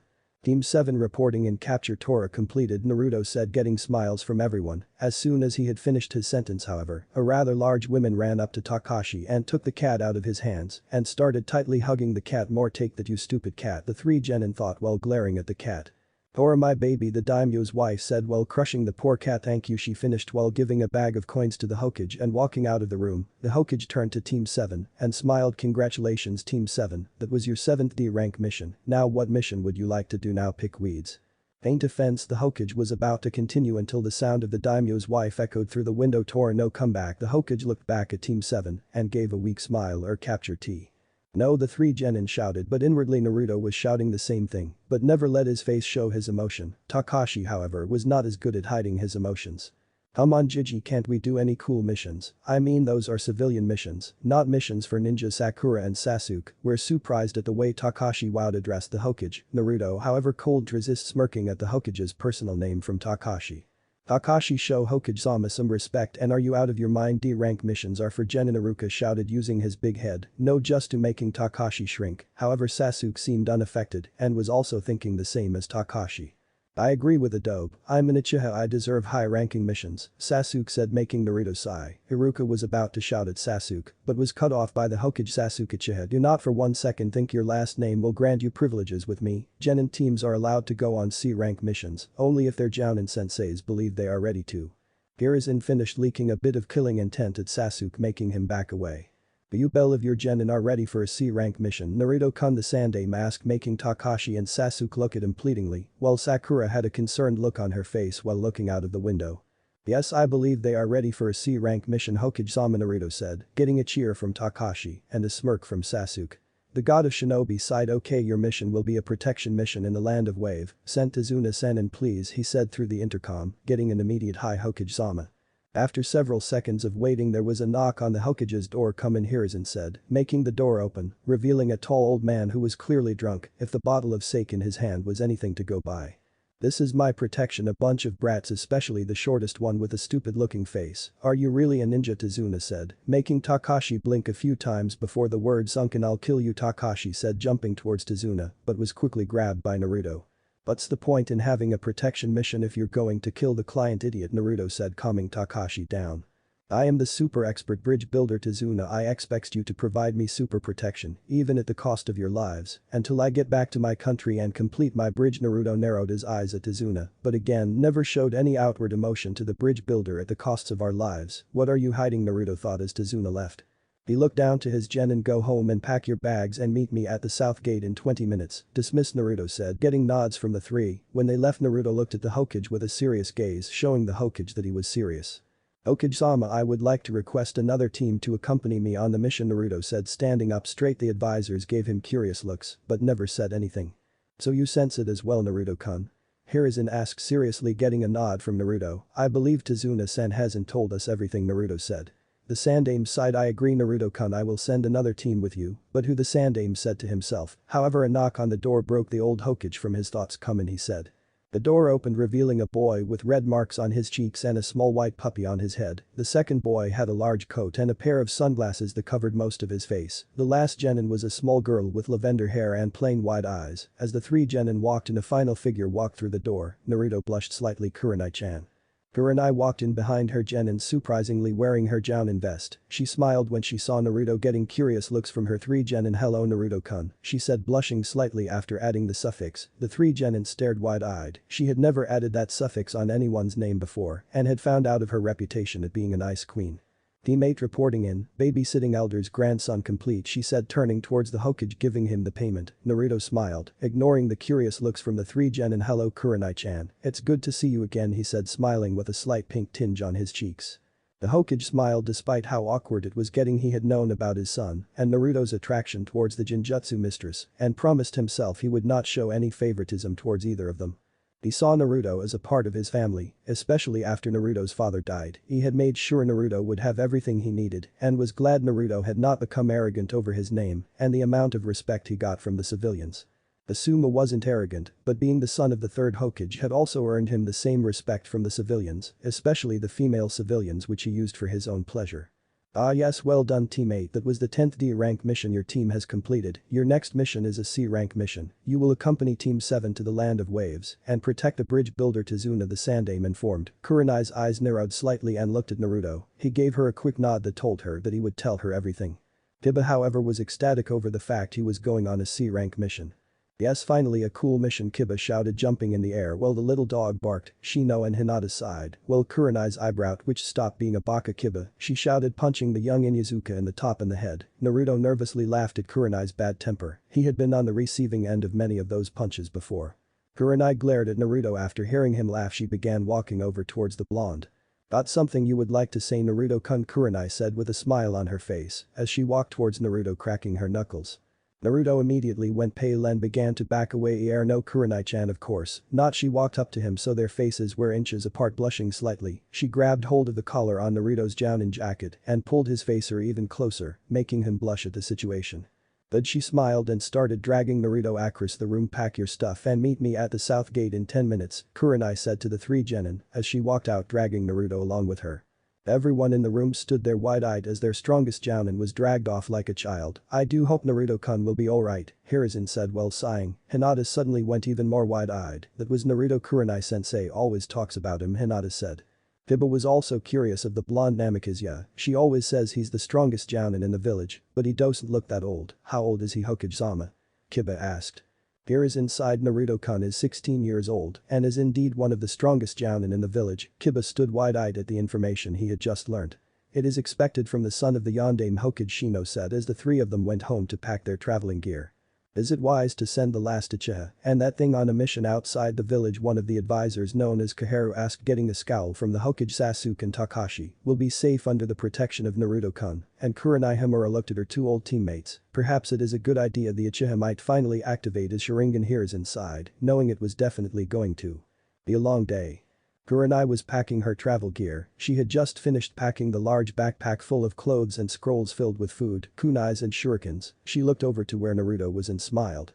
Naruto was sat on Kurenai's couch looking at the flowers on Kurenai's table. He looked up and saw Kurenai walking out of her room with her backpack on. She looked at him slightly confused because he never had his bag.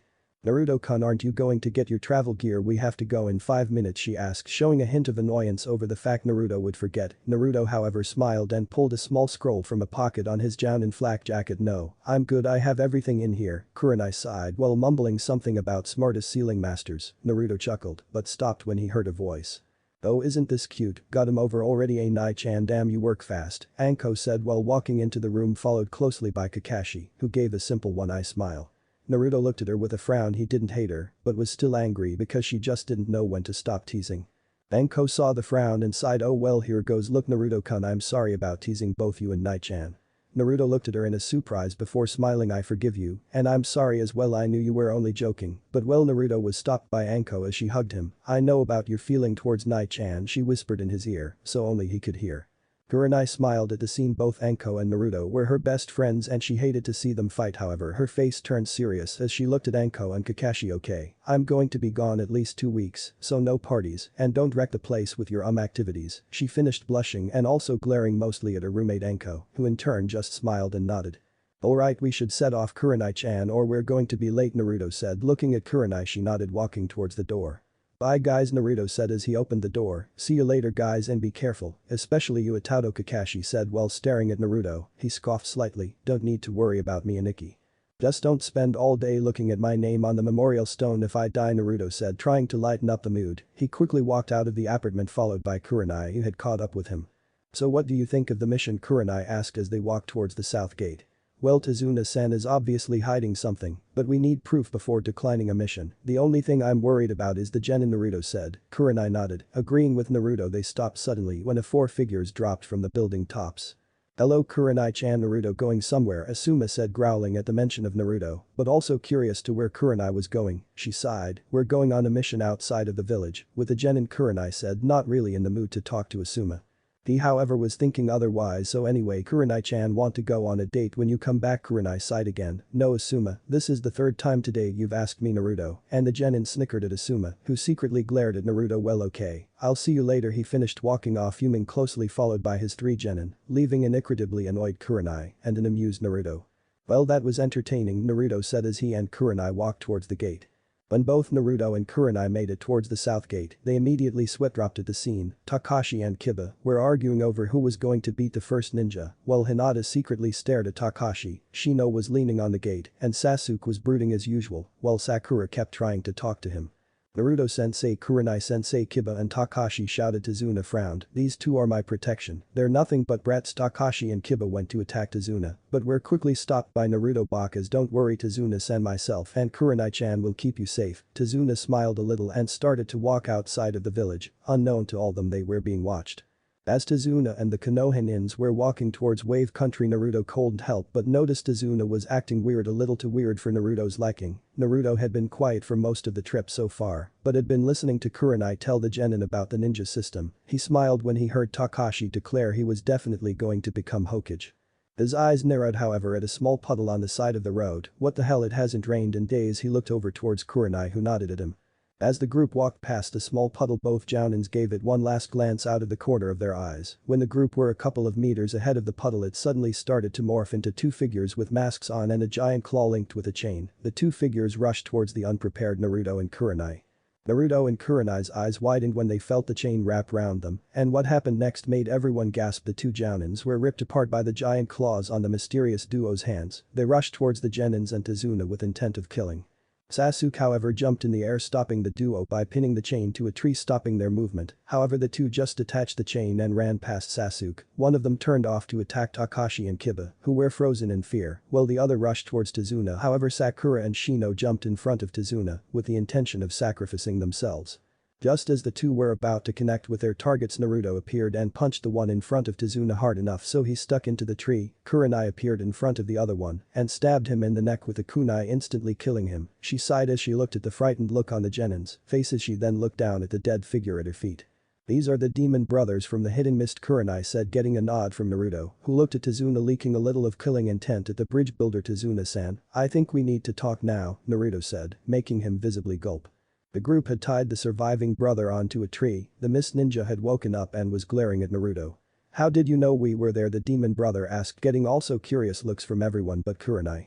It was obvious, it hasn't rained in days, so why would there be a puddle? To be honest, if I wanted I could have took you both out there and then, but I needed to find something out, Naruto replied. However, Tazuna was slightly angry at Naruto over the fact he had used them as bait. Why didn't you take them out? We could have died. Naruto glared at Tazuna, making him flinch.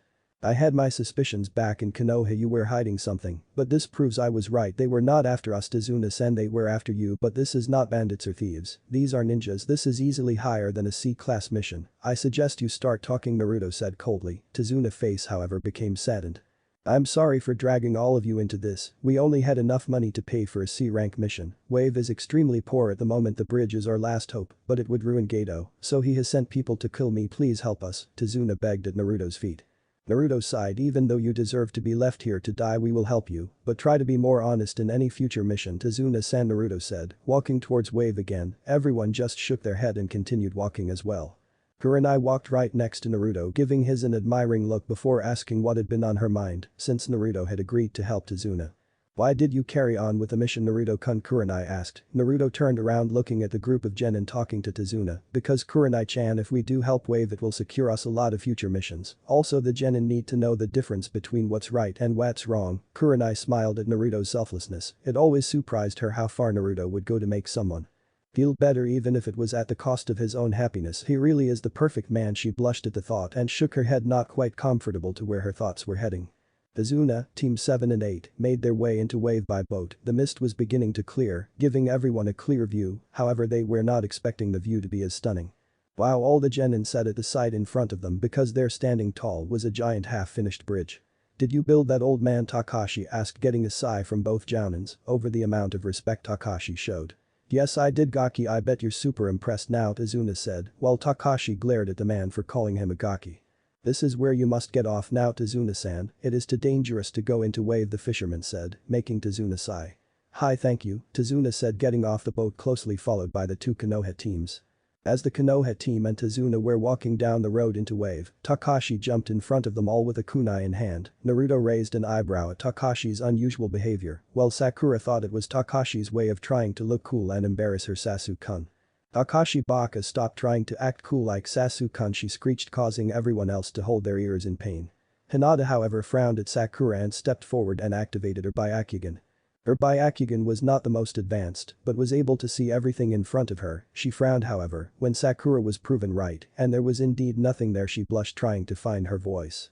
Sakura and I is RHT Takashi-kun Hinata said, saddened over the fact she was embarrassing her crush, Takashi however ignored her and threw a kunai into the bush, hitting something everyone's eyes widened when the sound of metal piercing flesh came, they all ran to where the kunai had hit and saw a dead white rabbit. Takashi Baka look at what you did you're a useless ninja Sakura screeched causing Takashi to drop his head down Hinata and Kuranai frowned at the way Sakura would speak to her teammate, Kuranai looked over towards Naruto to see him staring at the rabbit with wide eyes.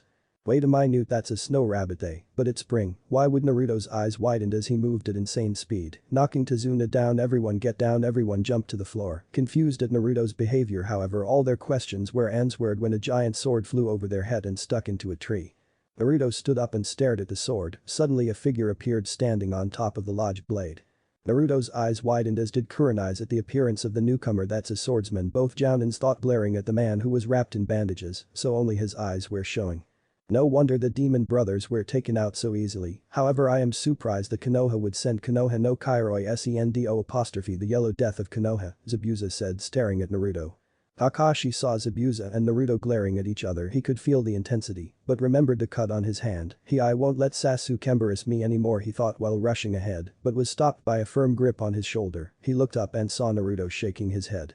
Kakashi leave this one to me okay, this one is far too strong for any of you Naruto said, while pulling out a Hiraishin kunai this battle will be tough unless I remove that seal, but if I do remove it, it could hurt me more looks like I'll be fighting you at 50%, Zabuza Naruto looked back towards Kuranai and the genin.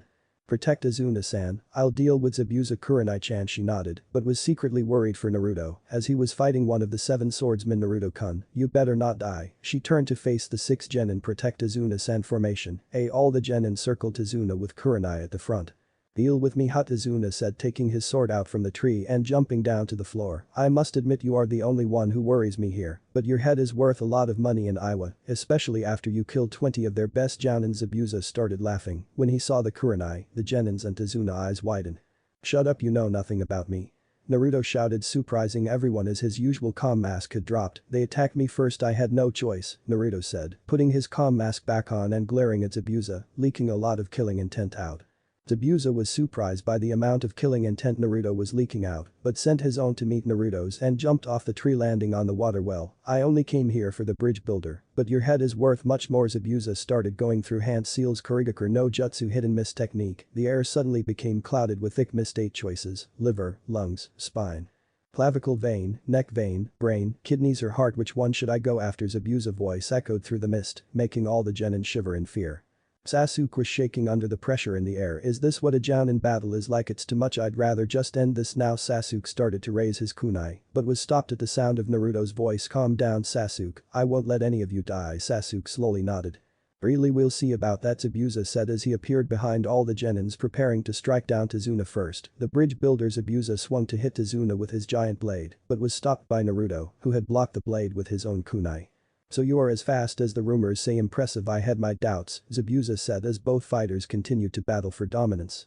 I'm glad you're impressed, but this battle ends now, Naruto said as he diverted Zabuza's sword into the ground with his Hiraishin kunai and sliced Zabuza's throat with his trench knife. However, instead of blood, water spilled everywhere. Naruto's eyes widened when he felt a presence behind him.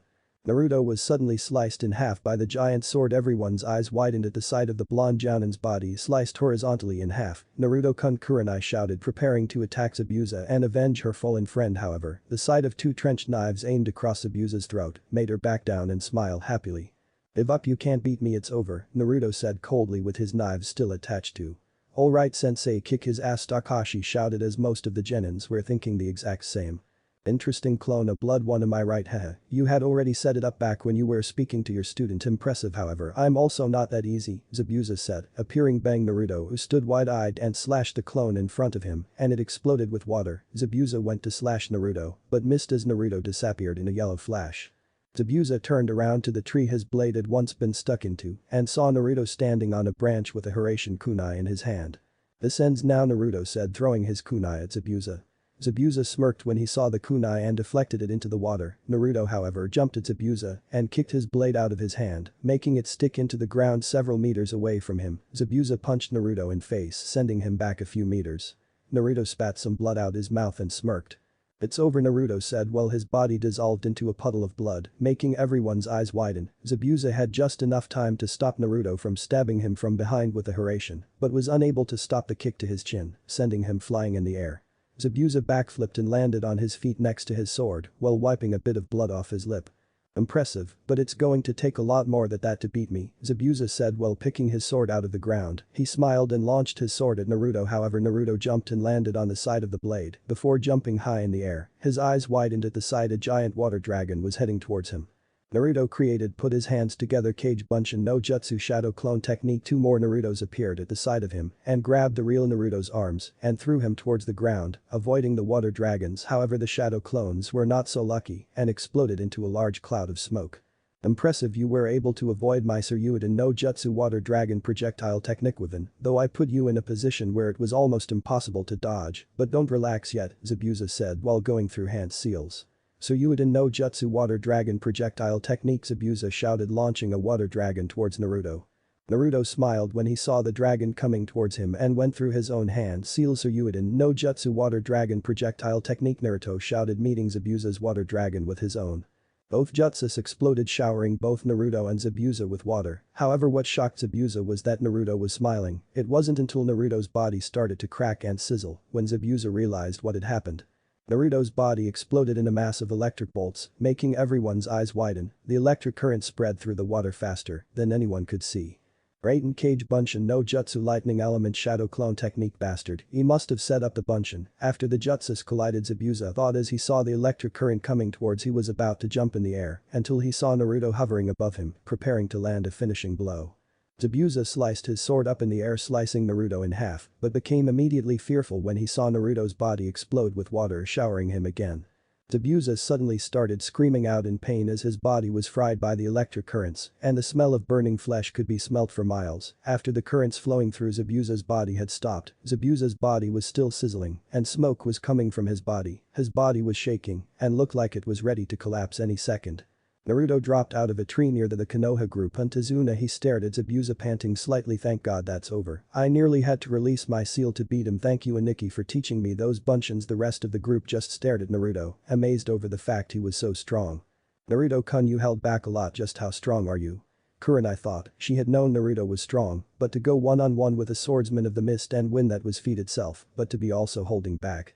Naruto pulled out his trench knives again and began to walk towards Zabuza, whose body was still fried, but before Naruto had reached him, 3 senbon stuck into Zabuza's neck, knocking him to the ground. A figure appeared from out of the trees. The person wore a mask, a light blue clothes, a hunter ninja. Naruto and Kuranai thought.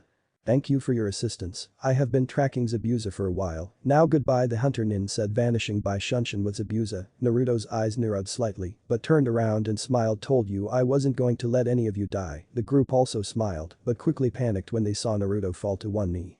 Kuranai was the first to reach him and put his arm over her shoulder. Don't worry, Naruto-kun, I'll look after you. Naruto blushed, but began following Tazuna to his house.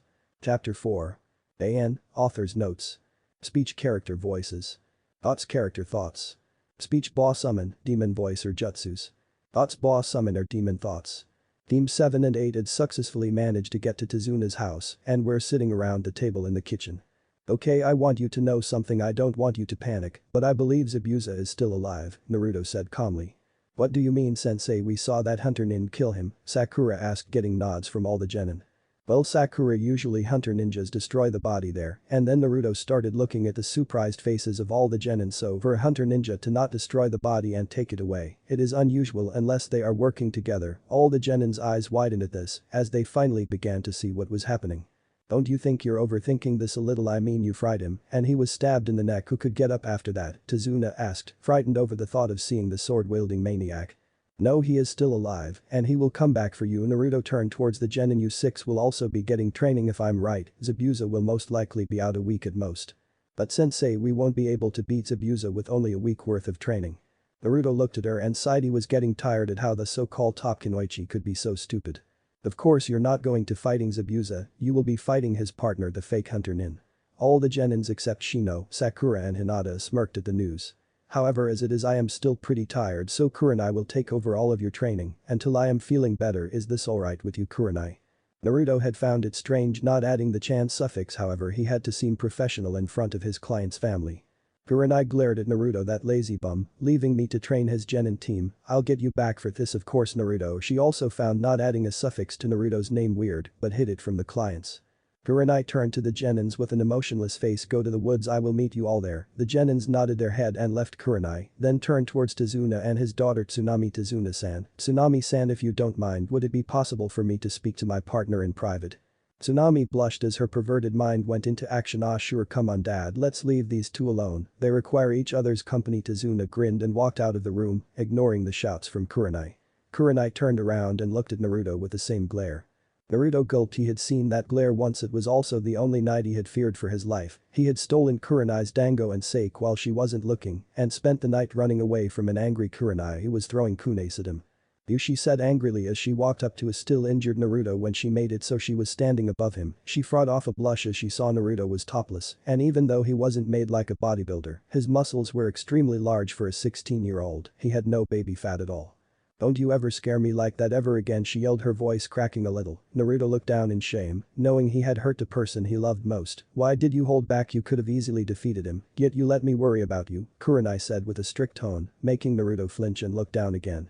I had no choice but to hold back, Naruto said, finishing with a sigh. He saw Kuranai give him a questionable look. He sighed again and continued, I had been wearing a seal for the last 6 years, the same seal my father used when he was creating the Hiraishin no Jutsu. It seals half of your chakra away. It was used to save chakra in battle.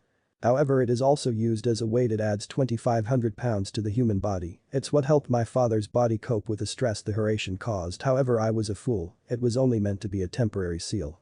I had it on too long. Deactivating it would have made me completely useless. I wouldn't have even been able to move while fighting Zabuza. Naruto finished his story, rubbing where the seal used to be. Kuranai had been listening to his explanation. She felt guilty that she had yelled at Naruto when all he had done was protect them, knowing he was at a disadvantage. You must be as strong as the sand and maybe even stronger if you were able to beat Zabuza at half of your strength. She then remembered something Naruto had said. Naruto smiled. Nothing gets past you, does it, Kuranai-chan?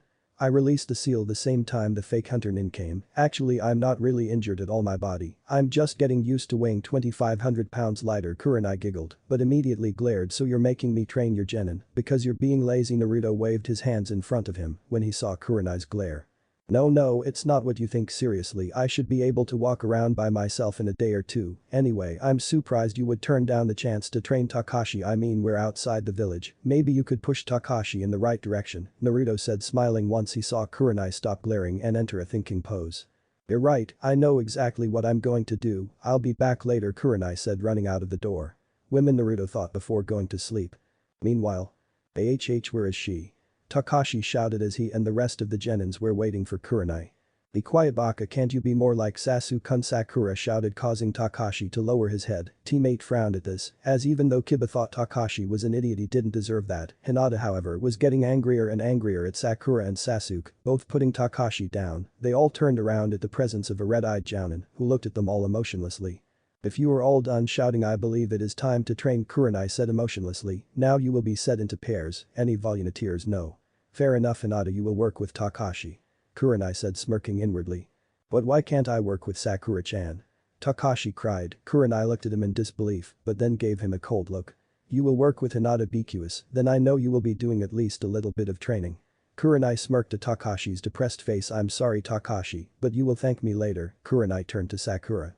"You will work with Kiba. What, how am I going to get Sasuke-kun to fall in love with me?" Sakura screeched. Kurenai glared at Sakura. She was really starting to annoy the red-eyed jounin. "Poor Naruto, I'm amazed he hasn't killed them yet," Kurenai thought while taking slow breaths, so she didn't end up killing the pink-haired Kunoichi. "You are a ninja now, start acting like one." Sakura nodded. She was slightly scared at the Genjutsu mistress's tone, so she decided to just deal with it. "Finally, Shino, you will work with Sasuke." Shino nodded. Sasuke grunted, not really bothered who he was working with as long as he got stronger.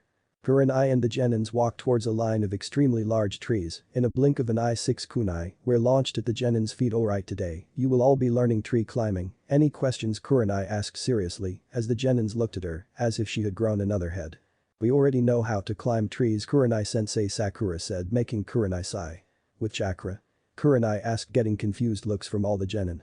Kurenai walked over to one of the trees and immediately began to push chakra to her feet and walk up the tree. All the genins except Sasuke and Shino looked on in amazement as Kurenai was hanging upside down on a branch. "Firstly, you have to send chakra to your feet and use it to stick to the tree," Kurenai said, dropping down from the branch and landing in front of the genins. "I want you to mark how far you get on the tree. I'm going to protect Azuna-san. While he is building the bridge, I'll be back to check your progress." Kurenai finished disappearing with a shunshin.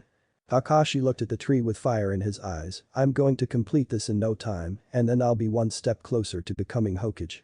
Takashi shouted, running at the tree while channeling chakra to his feet. As soon as Takashi placed his feet on the tree, he was blown off. Hinata rushed to Takashi to check if he was alright, while Kiba laughed. "Haha, why don't you just give up, dope? You're never going to become Hokage," Kiba taunted while walking towards his tree. Attempting to walk up the tree, he made it a few steps before he was immediately blown off. "Ah, you didn't do much better, dog breath," Takashi said as his jaw dropped as Hinata had made it several steps up but jumped down and walked up to Takashi while blushing. "I see, can help you Takashi-kun," Hinata said, activating her Byakugan and looking at Takashi's feet. "Well, what am I doing wrong, Hinata-chan?" Takashi asked, waiting patiently for the Hyuga to speak. Why you're adding TTOM much C chakra to YRF feet?" Takashi ran towards the tree again, this time not using as much chakra as the last time. Surprisingly for everyone, Takashi made it a few more steps than last time before being blown off. "Thanks, Hinata-chan, you really helped me a lot there, but I'm going to learn how to do this, that's a promise." "Believe it." Takashi said, running towards the tree again, unaware a red-eyed jounin smiling in a tree not too far away. Later. Everyone had made it back to Tazuna's house and were sitting around the table while Tsunami served her food for everyone. However, Kurenai was slightly sulking that Naruto was able to move again. She was really looking forward to watching Naruto beg for his food. While everyone was happily talking about what they were doing, a hand slamming on the table got everyone's attention.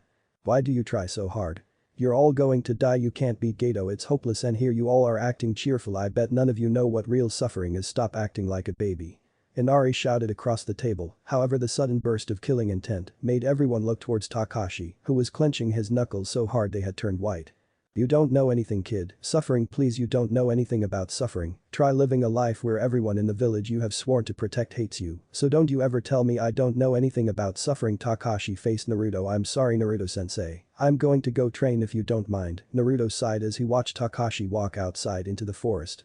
Tsunami shouted for Inari, who had started to cry and had ran off upstairs. Naruto nodded to Kuranai, telling her he was going to speak with Inari first, then Takashi. Naruto thought it would be best to let Takashi blow off some steam before talking to him. As Naruto walked towards Inari, he saw the young boy had been crying for what looked like hours. The young boy looked up to Naruto, but quickly looked down. "Hey there," Naruto said, hoping to break the ice as he sat down next to Inari, who was sitting on the roof of his house. Sighing as he saw the Inari still refusing to look at him, Naruto began to talk to the young boy. "You know Takashi didn't mean what he said to you, he's just had a hard life, harder than most," Naruto said, sadly, giving Inari a small smile when he saw the young boy look up. "Why does he always smile if his life is that bad?" Inari sobbed out, pleading to Naruto for the answer. Naruto sighed once more before looking into the sky. It's just Takashi's way of dealing with the horrible stuff life throws at him. He may not be the smartest kid, but he has the heart of lion. Anyway, I'm probably boring you. Good night, Inari, Naruto said, disappearing in a yellow flash, leaving Inari to think over Naruto's words. Deep in the forest, the sounds of trees being punched could be heard. One Takashi Kazama was punching the trees so much his knuckles were bleeding. "Little bastard doesn't know the meaning of suffering," Takashi muttered, collapsing to his knees and punching the ground. "That's enough, Takashi, I don't want you to hurt yourself," Naruto said, appearing out of the trees. Takashi snarled, "Hurt myself please, we both know a certain fox will heal me straight away. Also, I don't need you to worry about me, I've gone 13 years without help, and I'm certainly not going to start asking for it now," Takashi said, glaring at Naruto. Unfazed by the glare, Naruto walked over to Takashi and went on one knee and placed a hand on Takashi's shoulder. "You may not ask for my help, but I will give it, you're not alone anymore, Takashi," Naruto said, smiling at Takashi. When the genin rushed at Naruto and hugged him while crying, Naruto slowly returned the hug and just let Takashi cry 13 years worth of pain. Eventually Takashi fell asleep due to exhaustion. Naruto sighed again. Had been a long night, yet he was not tired, something would just not let him sleep. Silently, he picked Takashi up and brought him back to Tezuna's house and placed him on one of the spare beds. Silently, Naruto jumped out of the window and climbed onto the roof and laid down, looking at the stars. "You know, if I didn't know any better I would say something was bothering you," Naruto-kun, a voice said, making Naruto turn around and smile. "Hello Kurenai-chan, you look extremely beautiful tonight," Naruto said, blushing as Kurenai was only wearing a light blue nightgown that showed her body perfectly. Her nightgown stuck to her well-toned curves and snuggled her perfect DT-sized breasts. Slowly Kurenai sat down next to Naruto. "Suo, what's bothering you?" Kurenai said in a childish tone, breaking out of her usual cold outer shell. Naruto continued to smile at her for a couple more seconds before letting his head look up at the stars again. "That easy to read, huh?" Naruto said, making Kurenai smile and nod. "For me, yes, Naruto-kun, I'm guessing it was something Zabuza said to you. What happened on that mission, if you don't mind me asking?" Kurenai asked, immediately regretting it when she saw the pained look on Naruto's face. "It was my first mission in Iowa as a jounin. I was 12 years old. My mission was to locate a scroll and deliver it to Hokage-sama, but as usual, anything that involves Namikaze and Iowa in the same sentence will always end up bad." Flashback. The 12-year-old Naruto was walking the path to an inn on the outskirts of Iwagakure. He was going to make his move Tomoro when attempting to steal the scroll. As he entered the inn, he decided to put his travel cloak on and keep the hood up to avoid any wandering Iowa ninja to recognize the spiky blonde yellow hair. He quickly paid for his room and left for the room just as quick. Entering the small one-bedroom room, Naruto put his travel scrolls on the table next to the bed. Putting his hood back up, Naruto went to the bar downstairs and ordered some sake. Of course, he had to show the bartender his height first to prove he was an adult by ninja laws.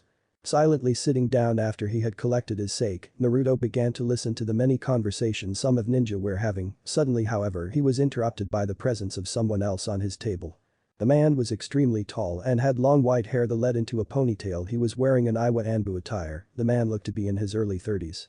"You don't mind me sitting here, do you, stranger?" the man asked, getting a confirmation from Naruto that it was alright for him to sit down. "The name's Aono Misushi," the now named Aono said, sitting down, pouring himself some sake before offering Naruto's hand for a handshake. Naruto said, shaking the other guy's hand, leaving out his last name not to raise any suspicion. He cursed inwardly when he saw the other man's eyes widen slightly. Naruto was about to pull his trench knives out but was stopped by the man. "How did you get served alcohol? You must be 12 tops," Aono asked, making Naruto release the breath he had.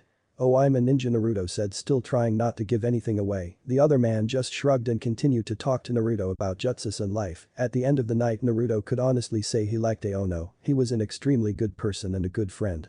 Naruto had woken up early the next day and had thanked the owner of the inn for letting him stay. He took one last look at the inn before dashing off. "Stay safe, Aono," Naruto thought as he made his way into Iwagakure. Several hours later. On the outskirts of Iwagakure, one Naruto Namikaze could be seen fleeing for his life as 20 Jounin level and several Chunin level ninjas were chasing him, relaxing slightly as he saw the border of Takigakure. However, as he entered the border, the Iwa ninjas surrounded Naruto. Under his hood, Naruto cursed at the predicament, his chances of survival had gone down dramatically. Naruto quickly turned around when he heard several of the Jounins shout. Outendor an earth dragon projectile, they all shouted. Naruto's eyes widened when he saw the giant dragons appear from the ground and head towards him. Naruto jumped in the air, just as the dragons collided with the ground underneath him. The blast sent Naruto flying away from all the ninjas.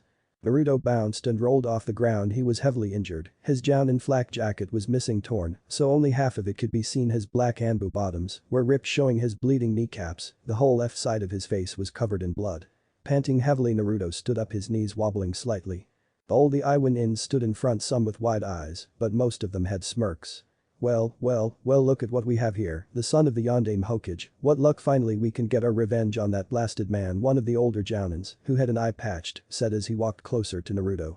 Naruto looked up, his vision starting to blur slightly as the blood started to cover his left eye. Slowly pulling out his Hiraishin trench knives and channeling Fuitin chakra to them, Naruto got into a stance waiting for one of them to attack. He was left disappointed as one of the Jounins charged at Naruto, clearly blinded by rage, as he ignored the shouts from his peers. Naruto watched the Jounin pull out a sword and then jump in the air, pulling the sword back so it was over his head. He sliced it down, aiming to slice Naruto in half. His eyes widened when the trench knives went straight through his sword like it was butter. Naruto sliced the Jounin's arm off, ignoring the sound of the Jounin screaming. Holding the rest of his arm to stop the blood, Naruto jumped in the air and sent an upwards kick to the man's chin, sending the Jounin flying back to the other ninjas. Idiot, why did you go attack him head on like that? No, to defeat a brat like him you have to attack from afar, another of the Jounin said, going through hand signs. Naruto eyes widened. He knew he couldn't survive another set of earth dragons. Putting his trench knife away, Naruto pulled out a Hiraishin kunai, getting gasps from some of the Iwa ninjas. Naruto threw the kunai and went through hand signs. Kage kunai no jutsu, shadow kunai technique, Naruto shouted. Instantly the one kunai turned into 50. The Iwa ninjas didn't have time to think before the kunais dug into them. The Chunins were not able to move in time, but some of the more experienced Jounins were able to quickly jump out of the way, avoiding being stabbed. Naruto smirked when he saw the Jounins jump away, avoiding the kunai barely. Naruto disappeared in a yellow flash, cutting down the rest of the Iwa ninjas. He finished the last one, who was wearing a hood, by stabbing him in the stomach. Naruto pulled the Hiraishin kunai out of the hooded Jounin, letting the man fall to the floor. Naruto placed the kunai back in his pouch and turned around. However, what he didn't expect was for the hooded Jounin to grab his ankle, stopping him from moving. Naruto prepared to pull out his trench knife, but was stopped at the sound of laughter. "Well, I've got to say, you really are the son of the Yondaime, Naruto," the Jounin said, making Naruto's eyes widen. "Oh no?" Naruto's voice trembled as he removed the hood. Once Naruto saw the white hair, he started to visibly shake. "I'm sorry, I didn't mean." Naruto was cut off by Aono. "It's alright, Naruto, you were just doing your job like I was. I knew the moment I met you that you were the son of the Yondaime. Even though I hated your father, I decided to get to know you before I decided whether I hated you or not, but at the end of the night I don't why, but I saw you as a friend, I still do. Your parents would be proud to have a son like you, I know I would. Goodbye." And Naruto, Aono said as his head dropped and his eyes turned lifeless. Naruto knew he would remember this day for the rest of his life. He had killed his friend, and for the first time since his parents had died, Naruto cried, unaware a one-armed Jounin ran off back to Iowa. End of flashback. Naruto was still looking up in the air as he told his story to Kuranai. His eyes showed sorrow. Kuranai looked sadly at Naruto. She never knew what was affecting him so much when it came to Iowa. Moving on impulse, Kuranai laid her head on Naruto's shoulder and sighed, ignoring the slight pink tinge on her cheeks. Naruto stiffened slightly when he felt Kuranai rest her head on his shoulder but quickly relaxed. Taking a quick side glance at the red-eyed Jounin, he smiled. "You can't blame yourself for stuff like that, Naruto-kun, or you'll just end up like Kakashi," Kuranai said, making Naruto look at her strangely, but smiled. "And what's wrong with Aniki?" Naruto said, grinning. Kuranai smiled at Naruto, knowing he was playing well for one. "He's a pervert," Kuranai said, giggling, causing Naruto to let out a small laugh. Both Naruto and Kuranai stayed there for hours just watching the stars. However, eventually Kuranai decided enough was enough and decided she was too tired. Taking her head off Naruto's shoulder, she stood up, bending down. She gave Naruto a quick kiss on the cheek. "Good night, Naruto-kun," Kuranai said, leaving a heavily blushing Naruto. Naruto looked at Kuranai's retreating form and smiled. "Thank you, Kuranai, you don't realize how much you have done for me. I also don't think you realize how impossible it is for me not to love you," Naruto thought as he spent a couple more hours on the roof before heading to bed. It had been a week since Team 7 and 8 had entered Wave Country, a week since Naruto had beat Zabuza now however everyone but Kakashi was at the bridge, watching Tazuna add the finishing touches to his bridge. The Genins were helping Tazuna anyway they could as most of Tazuna's workers had quit as they feared for their lives. Kuranai was also watching the Genins perform the tasks Tazuna was giving them. She found it slightly amusing, especially when she had heard Sakura say she didn't want to do anything and risk getting her hands dirty. Kuranai had immediately stepped in and told her it was the least she could do since Tazuna had allowed them all to stay at his house. Sakura agreed but still complained. Looking over to the side of the bridge, Kuranai saw Naruto sitting cross-legged with his eyes closed. He had been meditating all morning. She couldn't help notice after their encounter on the roof, Naruto had come back to his usual self. A little she hated to think Naruto would let something like that destroy him. However, her thoughts were cut loose when a large cloud of thick mist started to cover the air. Looking over to Naruto, her eyes widened when she saw Naruto missing. She jumped however when she saw Naruto in front of her looking across the bridge.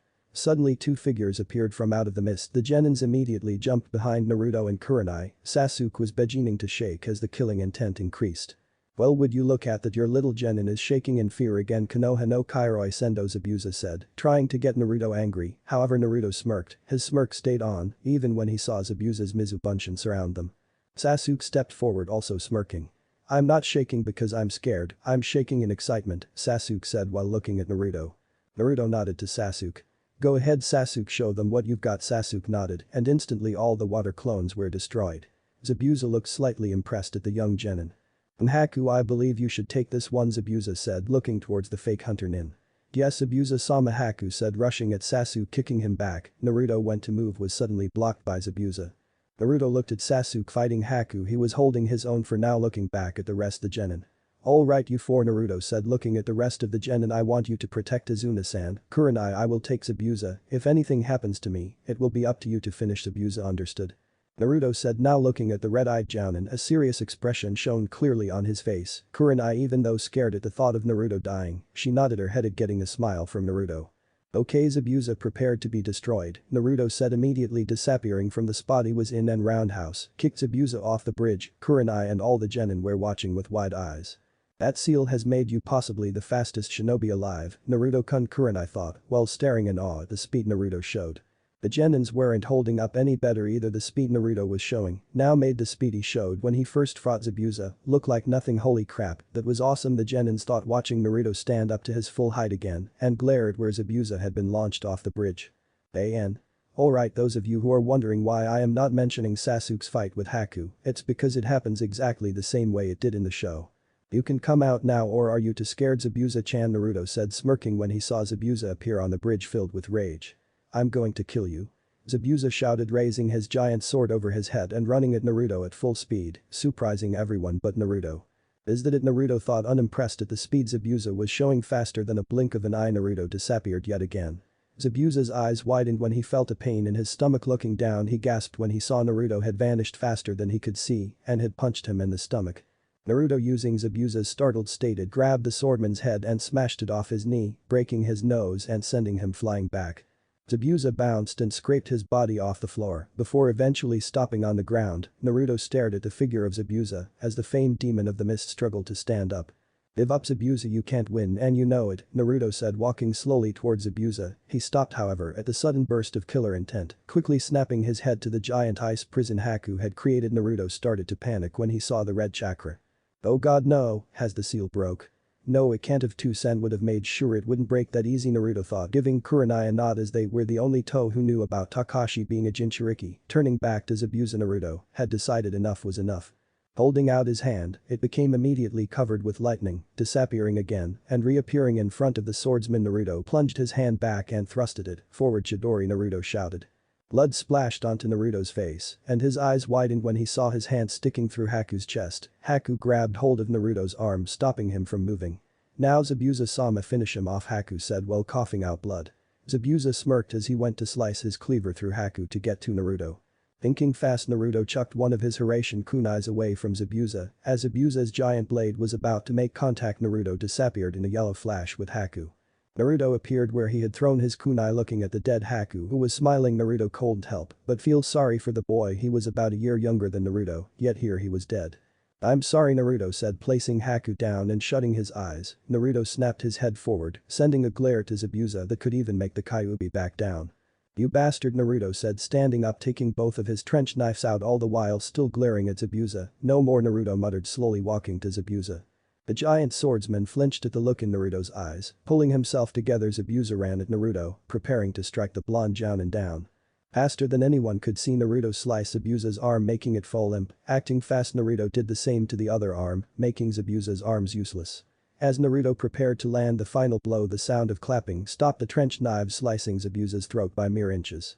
Well, what do we have here? The demon of the mist defeated. Oh, and look at this, Gato said as he and an army of thugs came with him. Gato stepped on the Haku's face, getting a growl from Takashi. What are you doing here, Gato? Zabuza asked, getting a laugh from Gato. Please, Zabuza, you didn't really think I was going to pay you, Gato said, kicking Haku in the face. That was for breaking my arm, you little brat. Zabuza turned to Naruto after hearing Gato. Looks like we are no longer enemies anymore. Namikaze, both Naruto and Zabuza nodded to each other, both knowing what Zabuza was going to do. Hey kid, Zabuza said, facing Takashi. Pass me one of your kunais. Takashi threw a kunai in which Zabuza caught in his mouth. Zabuza took off, ignoring the slashes he received from Gato's thugs, and made his way to Gato himself, slicing at Gato's throat. Zabuza watched as the short chubby man's head rolled off his shoulders, finally letting his wounds catch up to him. Zabuza fell to the ground. Suddenly the townspeople came loaded with pitchforks, knives and anything they could get their hands on. Naruto smiled as he saw Inari at the front, looking towards Takashi. Naruto couldn't help but smile, knowing that only one person could make people change like that. Naruto walked towards Zabuza after the villagers had chased out the bandits and kneeled down to the body. Zabuza looked up and grinned slightly. Namikaze, take me to Haku please. Naruto nodded, picking up Zabuza and placed him next to Haku. Naruto sighed as he saw Zabuza's eyes turn lifeless. Turning around to get a look at everyone, he smiled when he saw Sakura crushing Sasuke to death. Naruto turned when he felt a hand on his shoulder, smiling again before letting his hand go through his long golden hair. I need a vacation that doesn't involve nearly being killed, Naruto said, getting a giggle out of Kuranai. Yeah, but then you would just moan about the fact no one was trying to kill you, Kuranai said, getting a small laugh from Naruto. Yeah, well, I don't think I'd be able to cope if my life was boring, but right now I just want to go to sleep, Naruto moaned out. Oh come on you big baby, Kuranai said, laughing at Naruto. 1 week later. Team 7 and 8 were about to leave the land of waves and were giving one last goodbye to the villagers who had came to greet them, waving at the people as the two Konoha teams walked away. Tazuna and Inari were trying to figure out a name for the bridge. How about the Great Takashi Bridge, Inari said, getting a smile as he knew the young Jinchuriki was the reason his grandson was happy again. Okay, the Great Takashi Bridge it is, Tazuna shouted, getting roars of approval from everyone. Both Konoha teams were now walking back through Fire Country again, sighing in happiness to be back. Naruto turned his head to the Genins. I just want to say you all did a good job, but I don't think we'll be doing another mission like that again, Naruto said, turning back, not noticing the small smile Kuranai held. Chapter 5. AN, Author's Notes. Speech Character Voices. Thoughts Character Thoughts. Speech Boss Summon, Demon Voice or Jutsus. Thoughts Boss Summon or Demon Thoughts. Walking throughout the forest of Fire Country, two Konoha teams could be found on their way home from an extremely taxing C-A rank mission. As they approached an opening from the forest, Naruto smiled at the sight of the gates of Konoha. Home, sweet home, Naruto shouted. He was soon joined by Takashi and Kiba, also shouting about how good it was to be home again. Takashi, however, was more excited to be able to have ramen. Tsunami's cooking was fine and all, but it was no ramen. Takashi had a huge smile as they came closer to the gate. He had enjoyed the time in Wave, but Konoha was his home. However, Haku had taught him a very important lesson, that one could only get strong when they were fighting for their precious people. Looking back at the rest of the group, Takashi smiled. He had formed more bonds, even though Kiba still viewed him as a weakling. They both enjoyed arguing with each other. But Sasuke, they had both trained together and had become quite close, even up to the point he wouldn't finish his last name with team. He had also formed a bond with Hinata at first. It was just Hinata telling him what he was doing wrong while trying to climb the tree. She had also told him about her family. He frowned when he thought of the way her family treated her for not being as strong as her younger sister. However, he had cheered her up a few times, telling her some of the pranks he had done on the Hyugas. Kiba had changed slightly since leaving the village. Before he had left, he had no respect for any of Team 7 except for Naruto, but now he was beginning to respect Takashi more, but he was still a weakling in his eyes. Sasuke was also happy to be home. He had bonded with Takashi when both he and Takashi were the last to be able to do the tree walking exercise. He had even jumped in front of an attack to save Takashi. When the two of them were left to complete the tree climbing exercise, it reminded him of the time he had trained with his brother, angry at the last thought Sasuke continued to brood as they approached the village gates. Hinata smiled at Takashi's enthusiasm to get back into the village. She had become a little more confident when talking to Takashi over the last week. She was still shy when it came to speaking, but she didn't stutter when talking as much now. Sakura had not changed really, she was however slightly feeling depressed since she had barely spent any time with her Sasuke, and Takashi had even stopped asking her out as much. She looked at the gate and sighed happily, maybe now they were back in Konoha things would go back to normal. Shino hadn't changed either, however he was starting to respect Takashi a little more, even though he was the dead last he had somehow managed to defeat in high Chunin level ninja. Naruto had also appeared more happy ever since Kuranai had talked to him on the roof. He was starting to blame himself less for his mistakes that happened with the Iwa ninja. He had decided to leave his suppressing seal off his body, felt extremely light and stronger. Smiling as he looked at the genin in front of him, he couldn't help but feel proud at their progress. The only one that was falling behind was Sakura, but she made up for it with her intelligence and chakra control. He had wondered whether he would introduce her to medical ninjutsu. He had also noticed Takashi and Sasuke opening up a bit more. Maybe Itachi's brother isn't so bad, Naruto thought, finally looking at Kuranai, who was looking on at the gates with an emotionless expression. However, Naruto could see the slight twitch in her lips when she got closer to the gate. Kuranai was in one word happy. She was going to be able to get back to her own bed and just sleep. She was also happy that her plan of playing Cupid was starting to work, even if it was still too early to tell. She could see that Hinata was becoming more confident around Takashi. She looked over to Naruto. She smiled at the time she had spent with Naruto. He was everything she wanted in a man, handsome, strong, funny, caring and understanding. The time spent away from the village had only made her feelings for Naruto increase. In fact, when it came to dating she wouldn't even consider it unless the person she was dating had spiky blonde hair, blue eyes, and had the name Naruto. She had however been too frightened to ask Naruto about his feelings for her. In case she was rejected, she was hoping that Naruto would tell her first, but then it came to the fact she was 6 years older than him. It wasn't much of an age difference, but it was enough to make her feel insecure. As they all walked through the gate, the genins turned to look at Naruto and Kuranai. Okay, you three can have the rest of the day off, but tomorrow I want you at training ground 7. No, Naruto said. Hi sensei, the three genins said. Takashi immediately ran to Ichiraku for some ramen. Sakura smiled at the thought of Takashi out of the picture and the possibility of going on a date with Sasuke. Sasuke-kun, do you want to go on a date? She asked, making Naruto slap his forehead. No, Sasuke replied, walking off, leaving a depressed Sakura to walk home. Sweat dropping at the scene, Kuranai turned to her genin team. Teammate, you are dismissed. You can have the rest of the day off, but training will commence at 7 in the morning, Kuranai said, getting nods from the three. Both Naruto and Kuranai raised the eyebrows, however, when they saw Hinata run in the same direction as Takashi. Time for the boring stuff, right, Kuranai-chan, Naruto said, looking at the red-eyed Jounin while smiling, giggling at his sudden childish attitude. Hi, but I do believe Hokage-sama will flip when hears you have beaten one of the 7 swordsmen, Kuranai said as they began to walk through the village, ignoring some of the curious looks they were getting. As Naruto and Kuranai made it to the Hokage's office, Naruto smiled. He had missed the old man, even if he was a pervert. Team 7 and 8 reporting in, protect bridge builder Tazuna, C rank turned A rank complete, Naruto said, letting the information sink in. What, Naruto sighed while Kuranai slightly smirked. Naruto then began to tell them about the mission up to the point where he had felt the kyuubi's chakra, getting a surprised look from the old Hokage and slight scowls from his advisors. Is the seal broken? Naruto-kun Hiruzen asked, deadly serious, showing exactly why he was named the god of shinobi. No, I believe my 2-sen had intentionally made it so Takashi can tap into the kyuubi's chakra, Naruto said, also as serious. The Sandaime let out the breath he had been holding in. That's good to hear. Jiraiya will be back in the village soon. I will get him to take a look at it. Deciding not to argue over whether the Hokage was doubting his sealing skills, Naruto nodded. He was happy that his perverted godfather was coming back. I would watch out, Naruto-kun. The hunter nins will be angry at you for beating Zabuzas. I heard they had quite a high bet in who was going to get him. Hiruzen chuckled at Naruto's expression. After several seconds, Naruto just shrugged it off, muttering something about stupid browless swordsmen getting him in trouble. While you are both here, there will be a meeting in 1 week involving all the Jounins. I expect you two to be there. Both Naruto and Kuranai nodded. Good, take the rest of the day off. But don't do anything I won't do, especially you, Naruto-kun. Hiruzen chuckled pervertedly, making both Naruto and Kuranai blush and walk out, leaving a satisfied Hiruzen. It had been a while since he had embraced Naruto like that.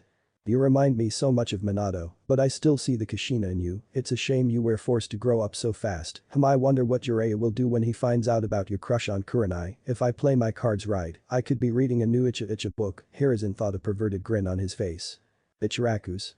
Mizo ramen please old man Takashi said cheerfully. The old ramen stand owner walked out of the kitchen and smiled. Unlike most of the village, Tucci saw Takashi as the jailer, so he didn't have a problem with the young Jinchuriki. Ah, it's good to see you again Takashi-kun, I was worried you were never going to come back, Tucci said, giving the order to his daughter Am. Yeah, sorry about that, I was kind of on a mission outside the village, Takashi said, scratching his head sheepishly. Takashi was about to tell Tucci about the mission, but was interrupted by the presence of Hinata. Hello Takashi-kun, Hinata said, blushing slightly. Takashi raised his eyebrows when he saw her blush. Are you okay Hinata-chan, you're turning red, do you have a fever? Takashi asked cluelessly. Hinata turned her head to stop herself from fainting and ordered up, unaware of a chuckling pair in the kitchen. Kuranai's apartment. Both Kurenai and Naruto had decided that they would talk about the mission now. Since the genins weren't around, they could talk more openly about certain events. Opening the door to the apartment, both Naruto and Kurenai went wide-eyed at the sight in front of them, as there stood a naked Kakashi and a naked Anko who was bent over the chair. When the naked couple looked to the door, they immediately looked like two deers caught in the headlights. Nah Naruto K Kurenai, Kakashi stuttered, quickly putting his clothes back on. Anko however unshamefully stood up, letting her large breasts bounce, and walked to where she had thrown her clothes off. I think we should leave Naruto-kun, Kurenai said, blushing, looking away from the now half-naked couple. Naruto nodded his head, he was showing blush rivaling Kurenai's at the sight. Just as they were about to turn and walk away, the sound of Kakashi's voice stopped the two. Wait, you don't have to go, we were finished anyway, right Anko? Kakashi said, putting his Jounin flak jacket back on. Kakashi looked towards Anko for confirmation. Anko snorted, obviously upset that her and Kakashi's fun time had been ended. Yeah, whatever, so when did you two get back? Anko asked, going over to the sink and pouring herself a glass of water. Naruto and Kurenai sat down on the chair opposite of Kakashi. Well, we just got back, really, it's been a long week, Naruto sighed. Kurenai nodded in agreement. Anko however opened the window to get rid of the strong smell of sex in the air. Turning around, she smirked at Naruto and Kurenai. Oh god, that smirk is never good, Naruto and Kurenai thought, closely watching Anko. Suo, did you two Anko said, smiling at Naruto and Kurenai's blushing face. No. They both shouted, making Anko just laugh. She enjoyed the teasing. Was the mission a success? Kakashi asked, trying to change the subject, getting small smiles from Kurenai and Naruto, thankful to get off the subject. Naruto nodded. Oh yeah, the mission was a success, alright, but it was also an air rank, Naruto said, getting confused looks from the Anko and Kakashi. Sighing, Naruto and Kurenai began to tell them about the mission. When Kurenai had told the two Naruto had beaten Zabuza and battled both Anko and Kakashi, were stunned. Kakashi himself didn't even know if he could take Zabuza, and for Naruto to do it at his age was outstanding.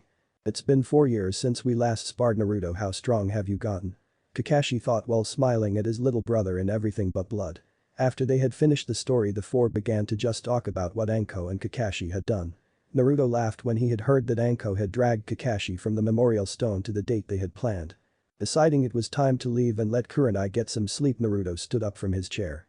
Well, I think I'm gonna head off, I'm going to use the rest of the day to get some sleep, God help me, I'm going to need it. Having Takashi, Sasuke and Sakura as one genin team was the worst idea ever. Naruto complained, it wasn't that he hated the three, it was just they could never get along. Yeah, I think I'm going to head off too, now you're back I'll have to teach Sasuke again. Kakashi moaned. He didn't mind teaching Sasuke since he was the last loyal Uchiha and Obito's family, but he was too greedy and stuck up for Kakashi's liking. So you're just going to leave me now, eh? Anko playfully pouted. Well, I guess I can forgive you this time, she said, walking over to Kakashi and removing his face mask so only she could see, and kissed him on the lips. See you later, Kaka-kun. Anko whispered in Kakashi's ear, making Kakashi smile and tell her he would see her later. Alright, you two finish it up, Naruto said, waiting at the door impatiently. He was caught off guard by the kiss on the cheek by Kurenai. See you later, Naruto-kun, she said, a slight pink tinge on her cheeks. Naruto however smiled and nodded. As Naruto and Kakashi left, both Anko and Kurenai smiled at their retreating figures. Sighing, Kurenai turned towards Anko. I think I'm ready to answer your question now, Anko-chan, Kurenai said, getting a surprised look from the snake mistress. Oh really, Nai-chan, and what is your answer? Anko asked. Yes, I do feel something for Naruto-kun, in fact I think I'm in love with him, Kurenai said, smiling as she walked into her room, leaving a happy Anko. As she shut the door to her room, she let out a happy sigh. Making her way to the bathroom to take a shower. Sighing happily again as she entered the shower, Kurenai let the hot water hit her body and moved her hands over her body. She had always prided herself on her body, since she had always kept it in shape, since she was a serious kunoichi after all. However, even though she prided herself on her body, she never used it to gain any attention on purpose anyway. She wondered if Naruto would ever feel the same way as she did about him. Thinking of Naruto made her smile. As she roamed her hands through her hair she couldn't help but think about all the time they had spent together. Even though she was a serious kunoichi, she still had feelings she just preferred not to show them to people she did not know. If somebody told me 6 years ago that I would fall in love with Naruto I would have probably laughed, but now he's just grown on me. I love everything about him, his little annoying habits, his personality. It amazes me how 1 minute he can be the most carefree guy in the world and the next the most serious and strongest person I have ever met, Kuranai thought while finishing her shower. After taking a shower Kuranai got dressed into her nightgown and laid down onto her bed ever so slowly. Kuranai eventually drifted off to sleep dreaming about her favorite blonde. Naruto and Kakashi walked their way through the village, both of them talked about the training Naruto was giving his team. So their teamwork's that bad, huh? Kakashi asked as they walked home to the Naruto's house that he had inherited of his mother and father. Well, at first yes, but I can see Sasuke trying to open up to them, Naruto said, getting an eye smile from Kakashi. Yeah, but Sasuke wants power more than anything, and from what I hear Takashi's getting really good. You better hope Sasuke doesn't get jealous, Kakashi said, getting a serious nod from Naruto. As Naruto made it to his house, Kakashi had told him that the council had ordered him to train Sasuke in the Sharingan and any jutsu he may ask for. Naruto scowled at the council's thinking, but left Kakashi to train the Uchiha and go into his house. Naruto sighed as he entered his house. Damn, I'm tired, the Chunin exams should be coming soon, maybe that's what the Jounin meeting is going to be, about Naruto mused as he made his way to his room. Once he made it to his room Naruto fell straight onto the bed, quickly drifting off to sleep. Naruto woke up the next day at 6 in the morning completely refreshed. He had an hour before he would have to meet his team. Sighing he went towards the bathroom and get ready for the day. After 20 minutes Naruto emerged from the bathroom with a towel wrapped around him, his hair that was still wet from the shower covering his eyes. Going over to his wardrobe Naruto picked out his usual mesh top, Jounin jacket, black bottoms, and finished with white socks and black sandals. Walking over the table next to his bed to pick up his forehead protector Naruto sighed sadly as he looked at the picture on the table. It was a picture of him at 3 years old, sat on his father's shoulders. They were both showing huge identical smiles. His mother was laughing at the duo as they all walked down the streets of Konoha. Looking at the next picture Naruto smiled. It was a picture of him, Kakashi, Anko and Kuranai laughing. Finally looking at his last picture Naruto let out a small laugh. It was the picture he had took with his genins. Naruto had his hands on both Takashi and Sasuke's head while the two glared at each other and Sakura stood in the middle smiling. They're not so bad, well I better set off, I don't want them moaning about me being late Naruto thought, disappearing in a yellow flash. Across town two women were talking about a certain blonde-haired Jounin. Nai-chan, tell him, Anko whined at Kuranai as they sat at the table in their kitchen drinking coffee. Kuranai ignored her Anko as she took another sip of her coffee. No Anko-chan, I can't, besides I doubt he thinks of me like that, Kuranai said, saying the last part sadly. Anko sighed at Kuranai. She wanted to tell her so much Naruto did feel the same way, but she promised Naruto she wouldn't tell Kuranai how he felt about her. Naruto was one of the very few people Anko trusted in and was the same the other way around, and to break that trust would kill her. Argo right Nai-chan, but I would tell him how you feel, besides what's the worst that could happen, Anko asked standing up putting her cup in the sink. Kuranai sighed. She was not in the mood for this and she was already running late to meet her genin team. Well, for one it would be humiliating when he turns me down and also I'm 6 years older than he is, looks it's better if I just avoid him for now, maybe in time my feelings will disappear, Kuranai said sadly as she also put her cup in the sink and walked towards the door. She knew she was lying to herself. Even the reason she had said didn't bother her. If anything she could get over being turned down. It was more over the fact if things didn't work out they would probably end up hating each other and that was something she could not deal with. Naruto was one of the very few people she trusted and would proudly call a friend. Most people she would just call work associates. He wouldn't care about that. If anything I think he would give you a chance, Anko said, hoping her friend would just take the hint. When she got no answer she turned around to see an open door and no Kuranai. Sighing, Anko prepared for her day at work torturing people with a bicky. You're only hurting yourself, Kuranai, Anko thought as she left the apartment. Training Ground 7. Naruto appeared in the middle of the training ground. Looking around Naruto soon found the three genin sleeping under a tree. Going through hand seals Naruto shouted. Tsuruya no Jutsu water dragon projectile technique. Naruto formed a small water dragon which began to hover above the three sleeping genins. Ahhhhh, the three screamed as the freezing water hit them. Naruto quickly turned around and whistled pretending not to notice. The sudden killing intent made Naruto turn around and smile. Alright, I know I'm a little late but come on, we're here to train, Naruto said, calming the three down. Ninjutsu? Takashi asked. He had hoped that Naruto would start to teach him some ninjutsu since Sasuke already had some in his arsenal. No Takashi, not yet. I will start teaching you ninjutsu when I think you are ready. Right now however we will continue with your taijutsu and chakra control. Naruto said it wasn't that he didn't want to teach him ninjutsu, it was that he had to correct the flaws Takashi had in his taijutsu and chakra control that he had gained since he was not taught properly in the academy due to the biased teachers. Naruto himself had only taught them all the same, much to the civilian council's displeasure. Oh, but Naruto-sensei, Takashi pleaded. Naruto smiled. He liked training Takashi. He had planned to teach him elemental ninjutsu when he had made Chunin was, or at least Chunin material. Deciding to give him a chance, Naruto put his hands in a cross shape. Page Bunshin no Jutsu shadow clone technique, Naruto said immediately. An exact replica appeared next to Naruto. Okay Takashi, if you can beat my shadow clone, I'll teach you a cool jutsu, Naruto said, making the young boy jump up and down excitedly. Page Bunshin no Jutsu shadow clone technique, Takashi shouted, creating loads of shadow clones which instantly started attacking Naruto's clone. Naruto's clone dodged effortlessly, ducking and jumping all the punches and kicks Takashi's clone sent at him. Not bad, he's definitely getting better, Naruto thought, quickly going on the offense by slicking his way through all the clones until the real Takashi was left. You're getting better but you still have a way to go, Takashi, Naruto said, displaying his clone. Takashi smiled at the praise. He really liked having Naruto as a sensei. He never shouted at him and always explained stuff to him whenever he had asked. He had began to view Naruto in the same light as Iruka. They had both helped him and was extremely grateful to have been given Naruto as his sensei. Okay, now that's settled, you three will run around the village 5 times, understood? Naruto asked, getting complaints from the three however sending a lot of killing intent at the three. They immediately backed down and agreed. After the first lap round, Sakura had collapsed on the floor panting for breath, while Takashi and Sasuke had continued to run round. The two had made it into a contest to see who could do it faster. You know, I'm sure I asked you to run around 5 times, Naruto said with a smile, making Sakura gulp and try come up with an excuse. Naruto put up his hand to silence her. Don't worry Sakura, I'm not going to yell at you, besides I have an idea, Naruto said, confusing the girl. Naruto sighed. He had been putting this off for too long. Sakura, what I'm about to say is not because I hate you or anything like that, it is because I know there is more to you. Sakura nodded. She didn't like the way this was going. Right now Sakura, you are probably the weakest out of all the rookies you graduated with, Naruto said seriously. But Takashi Baka was the dead last. He's the weakest, Sakura shouted, tears starting to form. No Sakura, Takashi has improved far more than any of your graduation class. Sakura, I'm not saying these things to be mean. Have you ever considered medical ninjutsu? Your excellent chakra control would make you the perfect candidate, Naruto said, earning a wide-eyed Sakura. Are you trying to get rid of me? Sakura asked, trembling with fear. No, you will not be leaving Team 7. I believe with your skills you could become a fine medic nin, and besides this way you can help Takashi and Sasuke a lot more, Naruto said, surprising the girl.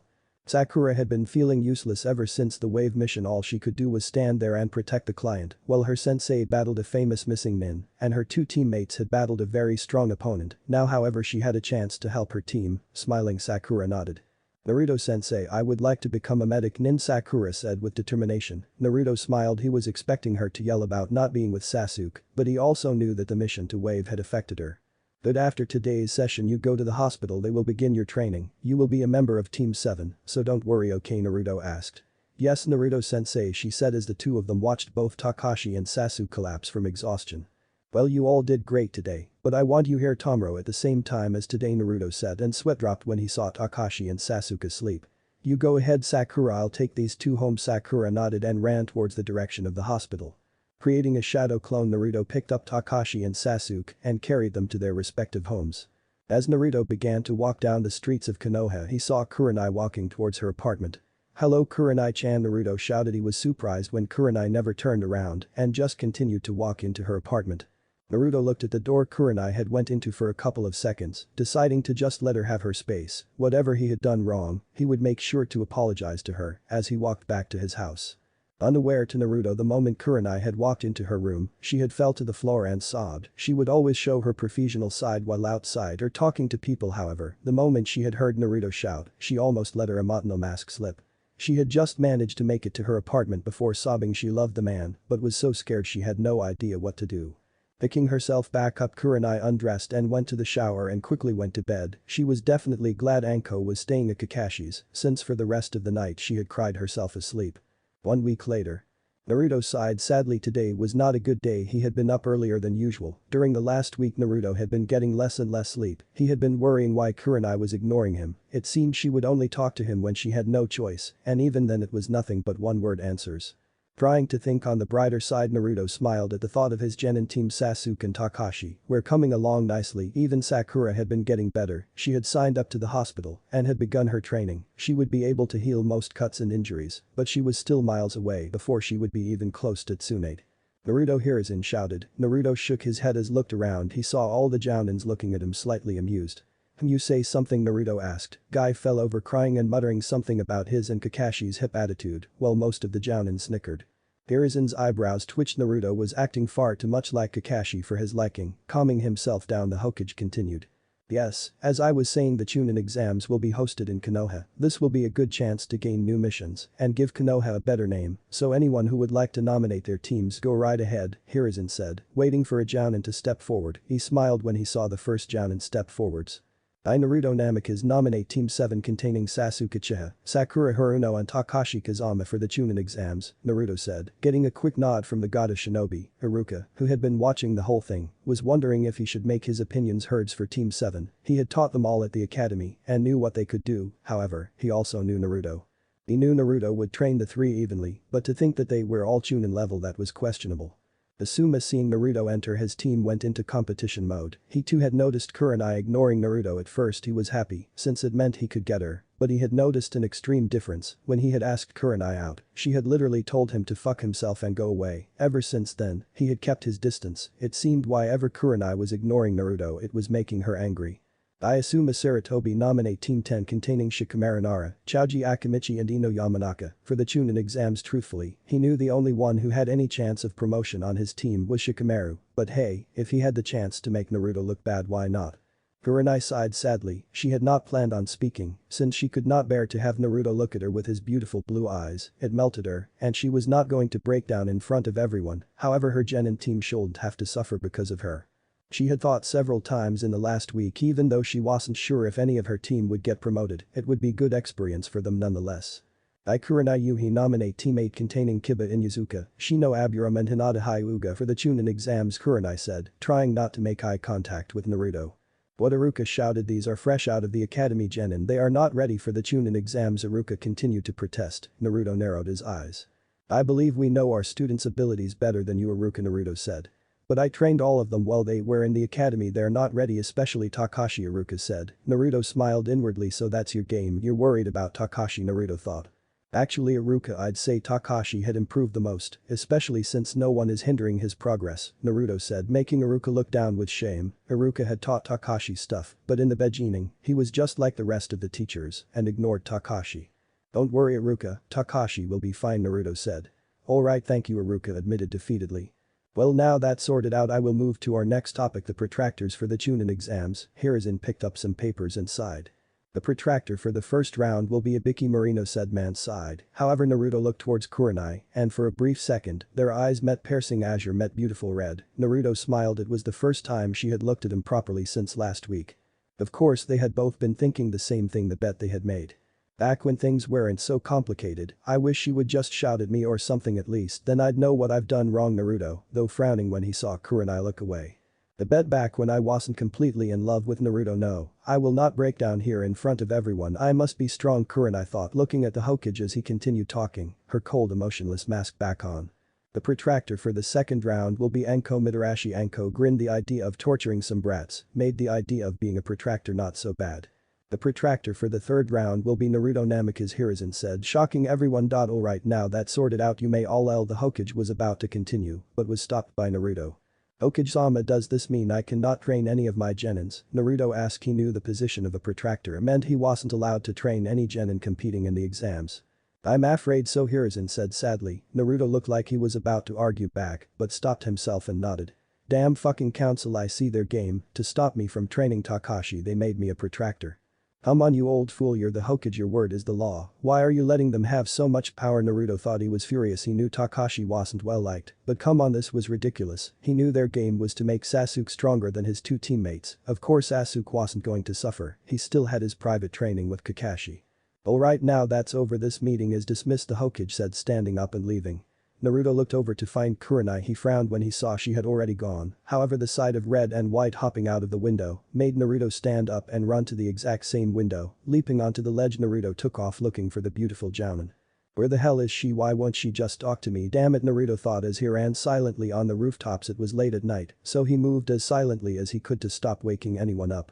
Sensing Kurenai's chakra presence, Naruto picked up the pace so to anyone watching it would just look like a yellow flash on the rooftops. What are you hiding from me, Kurenai? Said woman was running as fast as she could across the rooftops. The moment the meeting had ended, she had rushed to the window and ran. Seeing Naruto made everything too painful. She loved him, and not seeing him and talking to him had killed her. She would honestly say Naruto was her best friend, so she was torn. She either kept hiding the feelings she had from Naruto and keep going hurting both him and her, or tell him and possibly lose his friendship. She stopped however as she felt a presence behind her. Naruto had saw Kurenai stop and landed several feet away from her. Studying her body movements, Naruto could tell she was sad. It tore him apart to see the women of his affections like this. What's wrong, Kurenai-chan? Naruto asked, taking a step forward. Kurenai turned around and looked at the blonde in front of her. He had chased after her and was clearly worried about her. The thought itself made her heart melt. Getting slightly annoyed at her stubbornness, Naruto stepped forward again. Please tell me what's wrong, Kurenai-chan. I need to know, Naruto asked desperately. It hurt him to see her like this. I love you, she whispered, so only she heard. Naruto had heard her say something, but couldn't quite understand what she had said.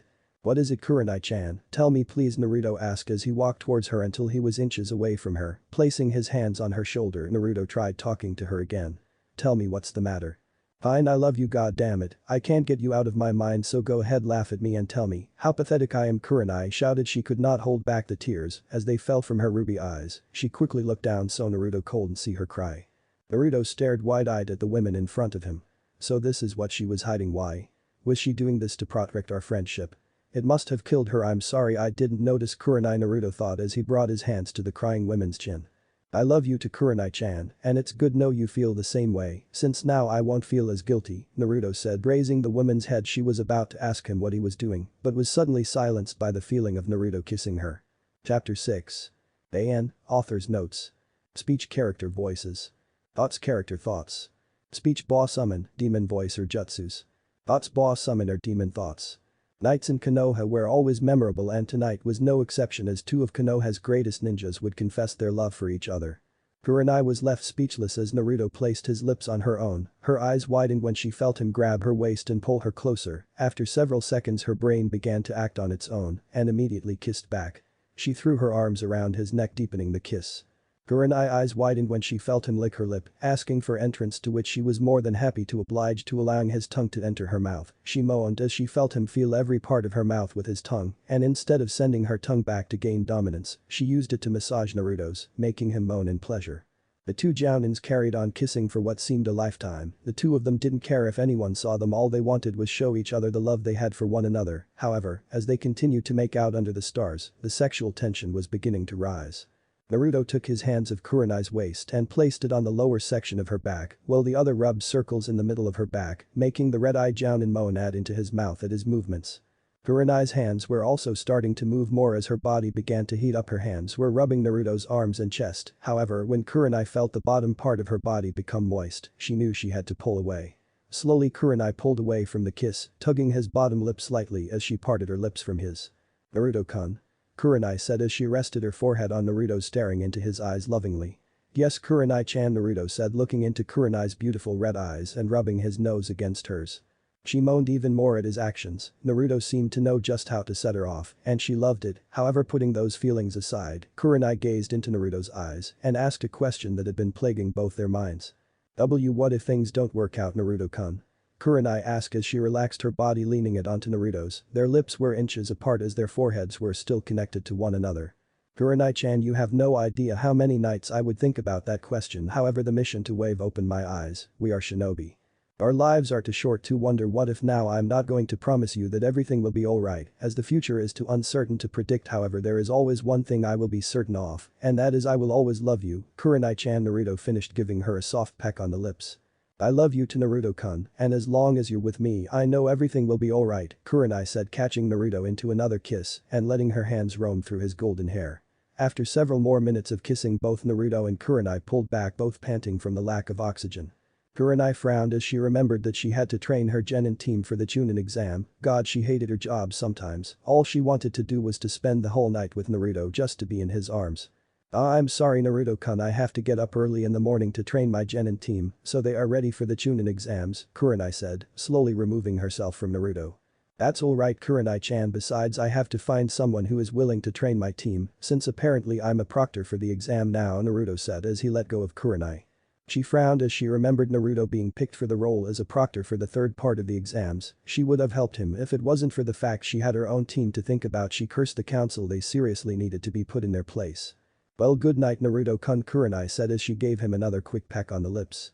Good night Kurenai-chan, Naruto said as they both turned around ready to leave, both sharing huge smiles on their faces. Just as Naruto was about to jump off, Kurenai's voice made him turn around. Just so you know Naruto-kun, this means we're dating now, but I think we should keep it just between me and you, just until the Chunin exams are over, Kurenai said, giving him a smile before shunning. Naruto understood why she wanted to keep their relationship secret. With the Chunin exams coming up, it would mean Iwa Ninja turning up, and if they suddenly found Naruto having a girlfriend, he could only imagine what they would do to try harm her. Naruto smiled as he stared at her last position. Well, after 6 years we finally got together, at least I got some very good news tonight. Still not being able to train Takashi, Sasuke and Sakura is going to be a pain. I'll ask Aniki if he will train them, even if it is just for a little while, Naruto thought as he vanished in a yellow flash. Next day. Naruto stood in the middle of training ground 3 waiting for his genin team. Next to him stood a very annoyed Kakashi. Naruto sighed as he remembered asking Kakashi for help. Flashback. Naruto loudly knocked on Kakashi's door. He knew the lazy bastard would just ignore him if he knocked normally. After several minutes of knocking, a very annoyed-looking Kakashi answered the door. What a Taudo? Kakashi asked as lazily while only wearing a plain white vest and black sweatpants. Naruto sighed. Last night was probably the best night of his life so far. Kurenai's confession, the kissing, yet somehow he had found himself in this position. Aniki, I need to ask you a favor, Naruto said seriously. Kakashi nodded and walked back into his apartment, leaving the door open for Naruto to walk in. As Naruto walked into the apartment, he noticed that even though Kakashi was probably the laziest person he had ever seen, his apartment would definitely say otherwise. The whole place was completely clean. As he walked into the front room and sat down. Kakashi sighed as he also sat down and looked at Naruto with his one uncovered eye. So? Kakashi said, yawning straight after. Naruto sighed.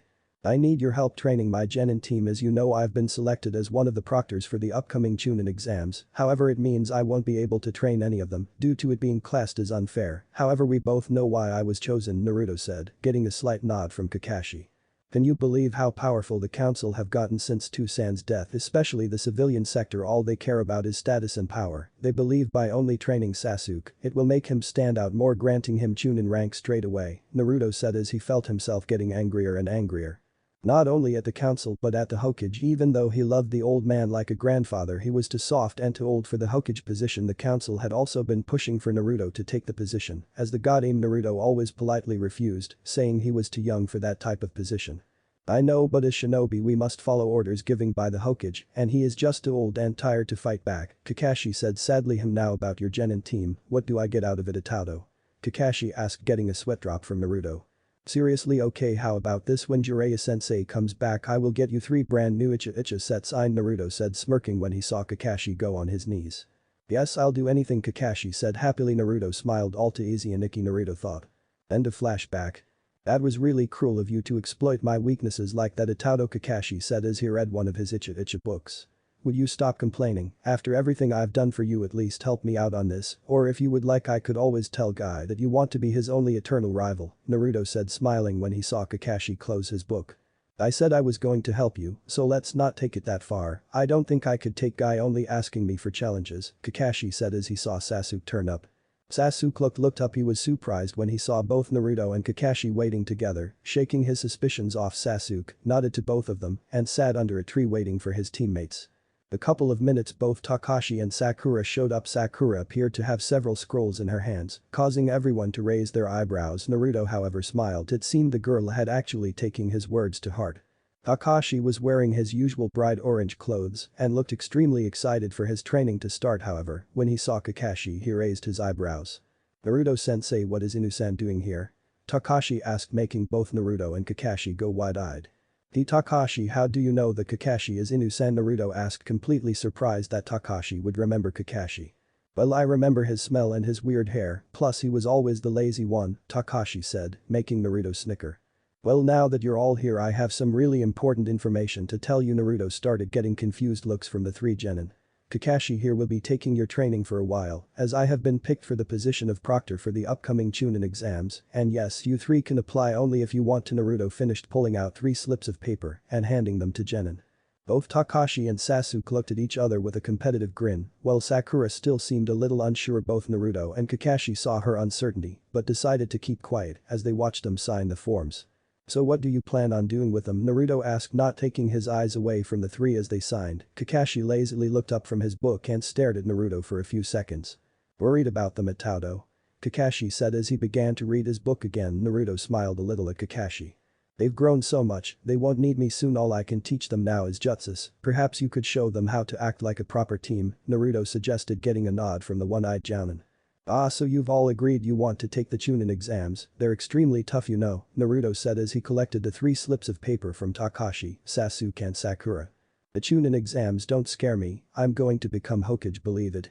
Takashi shouted, giving Naruto a thumbs up pose. Sasuke and Sakura sighed at their teammates' enthusiasm. Well, I guess I'll see you three soon. Be good for Kakashi, and after the exams, I'll start your ninjutsu training. Okay, Naruto said, putting a hand and ruffling Takashi's hair before walking off. Kakashi turned to 3 and smiled. So, we're going to have a little test today, Kakashi said while pulling out 2 bells, confusing the 3. Today you 3 have to retrieve both bells, and the person who doesn't get the bell will not be allowed to participate in the Chunin exams, Kakashi said while going back to his book. Oh, by the way, if you want to have any chance of retrieving the bells, you'll have to come at me with the intent to kill. You can start now, by the way. Immediately Takashi, Sasuke and Sakura jumped into the trees. Kakashi sighed. This was definitely going to be a long day.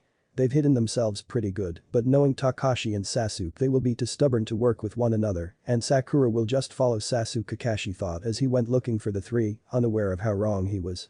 Takashi slowly walked around, hiding behind the trees every now and then. This is insane. I've seen Naruto-sensei battle, and I know for a fact I can't beat him, but Kakashi-sensei is also a jounin. Maybe I should ask Sasuke and Sakura-chan for help, at least this way we'll be able to team up on him, Takashi thought as he went looking for his teammates. Sasuke was also thinking along the same lines as Takashi as he hid on a branch. Kakashi is extremely powerful. When I've sparred with him, he beats me without even trying, so why would he set up a test knowing we couldn't win? Maybe I should team up with the dope, he's not that useless, Sasuke thought, also setting off looking for the brown-haired Jinchuriki.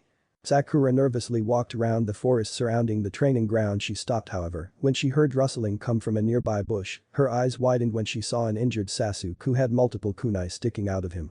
Sakura, help me, Sasuke said as the pool of blood underneath him increased. Sakura felt tears come to her eyes. She was about to scream, however, a memory of Naruto talking to her about a certain subject. Flashback. Naruto and Sakura were sat cross-legged across from each other next to the river surrounding training ground 3. Naruto had taken his time to give all 3 of his students one-on-one time since the mission to Wave. It was much easier this way, since there would be no arguing and bickering. Sakura, as I have already told you, your chakra control is exceptional for someone your age. It reminds me of Tsunade-sama herself. However, you have a long way to go before you reach her level. But your high chakra control is not only good for medical ninjutsu, but also jinjutsu. I am not the best person, however, to talk to about jinjutsu, since I am not that good at them. However, I believe you also know what jinjutsus can do, right?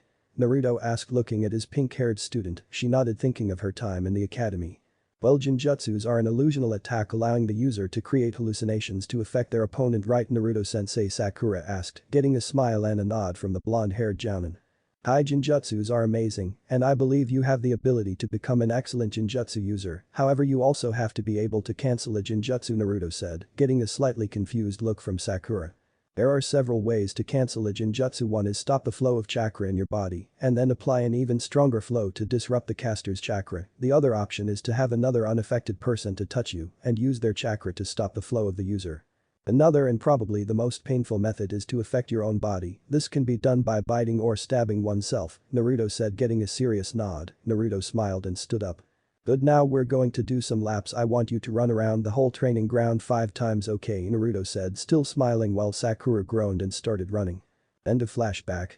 Thank you, Naruto-sensei, Sakura thought as she used her chakra to disrupt the flow of chakra around her. Immediately the bleeding Sasuke vanished, leaving an empty walkway. Sakura ran off to find her 2 teammates, unaware the certain copy ninja smiled.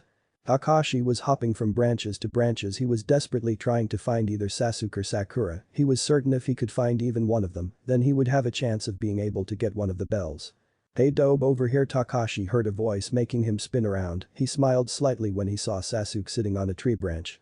"Sasuke, we need to come up with a plan. If Kakashi-sensei is anything like Naruto-sensei, we're going to have to work together to take him down," Takashi said. HN Sasuke grunted as he nodded his head in acceptance. "Let's go find Sakura-chan," Takashi said, leaping towards another branch closely followed by Sasuke. After several minutes of searching, both Takashi and Sasuke came across Sakura. They had told her that they would need to work together in order to beat Kakashi. She agreed, knowing that defeating a Jounin was no easy task. "Okay, so here's the plan," Takashi said, whispering into Sasuke and Sakura's ears with a giant grin. Kakashi strolled into the middle of the training ground. The test had not gone like he had thought it would. They had showed some extreme improvement since their academy days. The sound of trees rustling made Kakashi turn around. He looked up from his book, only to see Takashi stood on a branch grinning. Kakashi gulped. He had seen that grin before, as had many of the Anbu. It was a grin that Takashi would always show, just before he pulled a prank. "Kakashi-sensei, prepare to be defeated," Takashi said, jumping down running towards Kakashi while going through hand signs. Kakashi looked up in interest as Takashi stopped several meters in front of him. "Boric no jutsu, sexy technique," Takashi shouted, disappearing in a cloud of smoke and being replaced by a tall brown-haired woman with 3 whisker marks on each cheek. However, what Kakashi noticed first was that the girl was naked with only a few clouds of smoke covering her breasts and lower regions. Kakashi struggled to keep himself from blowing back. He did, however, have small trail of blood going down his nose. He was grateful he had his mask on so no one could see. "The Kakyu no Jutsu, great fireball technique," Sasuke shouted as he jumped out of the trees and released a giant fireball towards Kakashi. Kakashi's eyes widened when he saw the fireball coming towards him. He was cursing the fact Takashi had distracted him long enough for Sasuke to do the required hand signs for the fire jutsu. Despite the giant fireball coming towards him, he smiled. It seemed they knew how to work like a team after all. Jumping out of the way of the jutsu, his eyes widened yet again when he saw the naked brown-haired women disappear in a cloud of smoke. Shadow clone. But when Kakashi thought impressed at Takashi's ability, he turned his head around as he felt a presence to the left side of him. He gasped slightly when he saw Sakura dive towards him. He quickly snapped his head to the right, only to see a grinning Takashi diving towards him as well. "They've definitely passed my test. To think these 3 would work together. Maybe you're not as bad of a teacher as you think, Naruto," Kakashi thought, while quickly channeling chakra to his feet and launching in the air.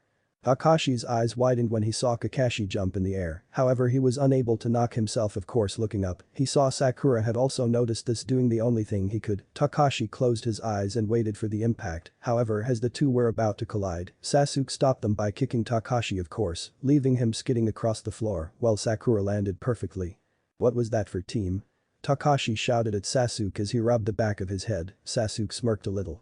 "You two were going to collide into each other, and I'm certain you'd rather have me hit you than Sakura, right?" Sasuke said, smirking when he saw Takashi pale and nod. Kakashi jumped out of the tree and smiled at the 3 genin. The 3 of them were a perfect mixture. Takashi was hard-headed and strong. Sasuke was smart and strong as well. Even Sakura, though not as strong as Takashi or Sasuke, was really showing her worth. "Come on, you're going to have to do better than that," Kakashi said, looking up from his book for a second before continuing to read his porn, leaving 3 incredibly angry genin. Yep, it was going to be a long couple of weeks. Naruto yawned as he walked around the village without the 3 genin to teach. There was nothing really to do. He smiled at most of the villagers that greeted him. However, his eyes quickly locked onto the side of teammate walking around. Smiling, Naruto leaped onto the rooftops and decided to follow the team to see what they were up to. Kuranai smiled as she walked around the village with her team. They had just finished another D rank mission. However, despite the boring missions, all she could think about was Naruto, her secret blonde boyfriend. She was looking forward for the Chunin exams to finish, then she could happily walk around with Naruto, go on dates and kiss in public. The last thought made her blush slightly as her thoughts drifted to the events of last night. She enjoyed kissing Naruto. Her body felt like it was on fire when his hand touched her waist and back. She could only imagine what he could do when he got his hand on all of her. She had promised herself she wouldn't just jump into sex with Naruto. She wanted to take it slow. She knew he felt the same since it was their first real relationship and they didn't want to screw anything up by moving too fast. Hiba, Hinata and Shino had also noticed their sensei's attitude. Usually she would barely ever smile when they walked around the village. It was unusual to find their sensei this happy. She had always put on a cold exterior for everyone to see. However, at the moment she was showing the exact opposite. Hinata smiled at Kuranai. She had known her older sister figure had a crush on Naruto. He was one of the only topics that would make Kuranai smile. Seeing this side of Kuranai could only mean something good had happened between the two, however she knew if they had wanted to tell people they would have, so for now she would stay quiet. As she looked over to her teammates, she saw Shino slightly nod, indicating he had also came up with the same conclusion as her, but as she looked over to Kiba, she sighed as she saw him look confused at Kuranai's attitude. "Kurenai-sensei, how can you just smile? These missions are boring. I want to do something cooler like another C rank that was awesome. It had everything a country in need of, saving bad guys and missing nins. Why do we have to do these lame missions?" Kiba asked, getting a frown from Kuranai. "Kiba, you do realize the mission to Wave should not have been classed as a C rank, so even if we did go for another it wouldn't be the same, and besides you three have to train for the Chunin exams coming up," Kuranai said, getting a nod from Kiba. Like her genin, she did not like doing D-rank missions. They were boring and Kiba was too impatient to wait for better missions. She could only feel sorry for Naruto as Takashi and Sasuke were exactly the same. She smiled at the thought of Naruto as she continued to walk to a training ground, unaware said blonde was watching them with a smile. As Kuranai watched Hinata, Kiba and Shino catch their breath, she smiled inwardly. She had trained them for most of the day. It was getting close to 6 and she was ready to go home, and she was certain they were too. "Alright, that's enough for today. I don't want you three to overwork yourselves, so we'll continue tomorrow," Kuranai said. She saw that all three of them looked slightly nervous. "What's the matter?" Kuranai asked.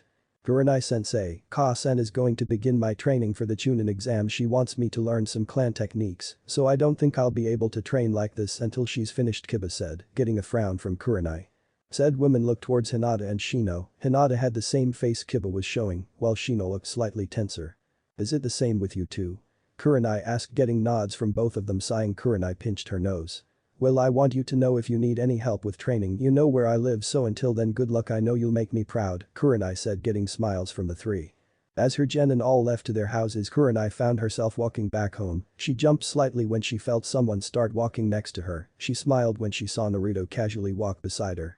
"Hello, Kuranai-san," Naruto said, trying not to smirk. Kuranai raised her eyebrows, however she soon smiled as she caught on to Naruto's game. "Oh, good evening, Naruto-san, what can I do for you?" Kuranai asked, playing along. "I don't know, I was just wondering if maybe you would want to go out and get some drinks to celebrate the fact you are now free of your genin for a while," Naruto said, smiling as the two walked down the streets of Konoha. "I don't know, perhaps if you were paying then maybe," Kuranai said with a teasing voice which Naruto knew all too well. Leaning in, Naruto whispered into Kuranai's ear, making her jump slightly. "Well, if I'm paying, does this mean that we're going out on a date, a secret date?" Naruto whispered, getting a small blush from Kuranai and a slight nod which only Naruto saw. He smiled, knowing that even though they wouldn't be able to show affection to one another in front of everybody, they could play little games like this to hide the knowledge from everyone. The two of them continued to walk down the streets of Konoha. They had both noticed the place was getting more and more busy due to foreign ninjas showing up for the Chunin exam, even though there was still a couple of weeks left before they even started. "Must be getting used to the scenery," Naruto mused as he looked around. He frowned when he saw a few Iwa ninjas glaring at him from across the other side of the street. He knew they wouldn't attack him here, as it would mean war to attack someone like Naruto right in the middle of Konoha. With this many witnesses around. Putting these thoughts away, both Naruto and Kuranai entered the dango store. Both Naruto and Kuranai made their way to one of the tables at the back of the dango store. In Naruto's hand, he had a plate of different flavored dango, and in Kuranai's hand, she had a bottle of sake. Naruto and Kuranai sat down at a table that was right in the corner. Picking up some dango and pouring herself some sake, Kuranai decided to ask a question that had been bugging her for a while. "Naruto-kun, how did you know my genin wouldn't need my help in training in the next couple of weeks? Were you following me?" Kuranai asked with a smirk. "Why, of course not, I was observing you. There's a difference," Naruto said as he drank some sake. Kuranai glared at Naruto slightly. "Observing? That sounds extremely close to something Jiraiya-sama would say. Naruto-kun, I would hate for you to turn into a pervert," Kuranai said as a menacing aura appeared around her, making Naruto gulp.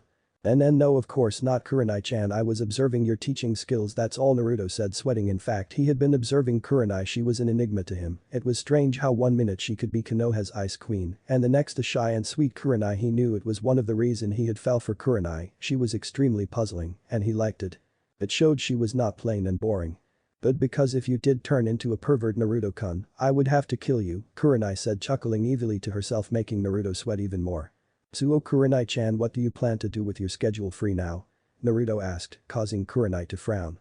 "I don't know, I guess I'll just see what happens, and who knows, I may let you take me out on one of our secret dates again," Kuranai said teasingly, making Naruto groan.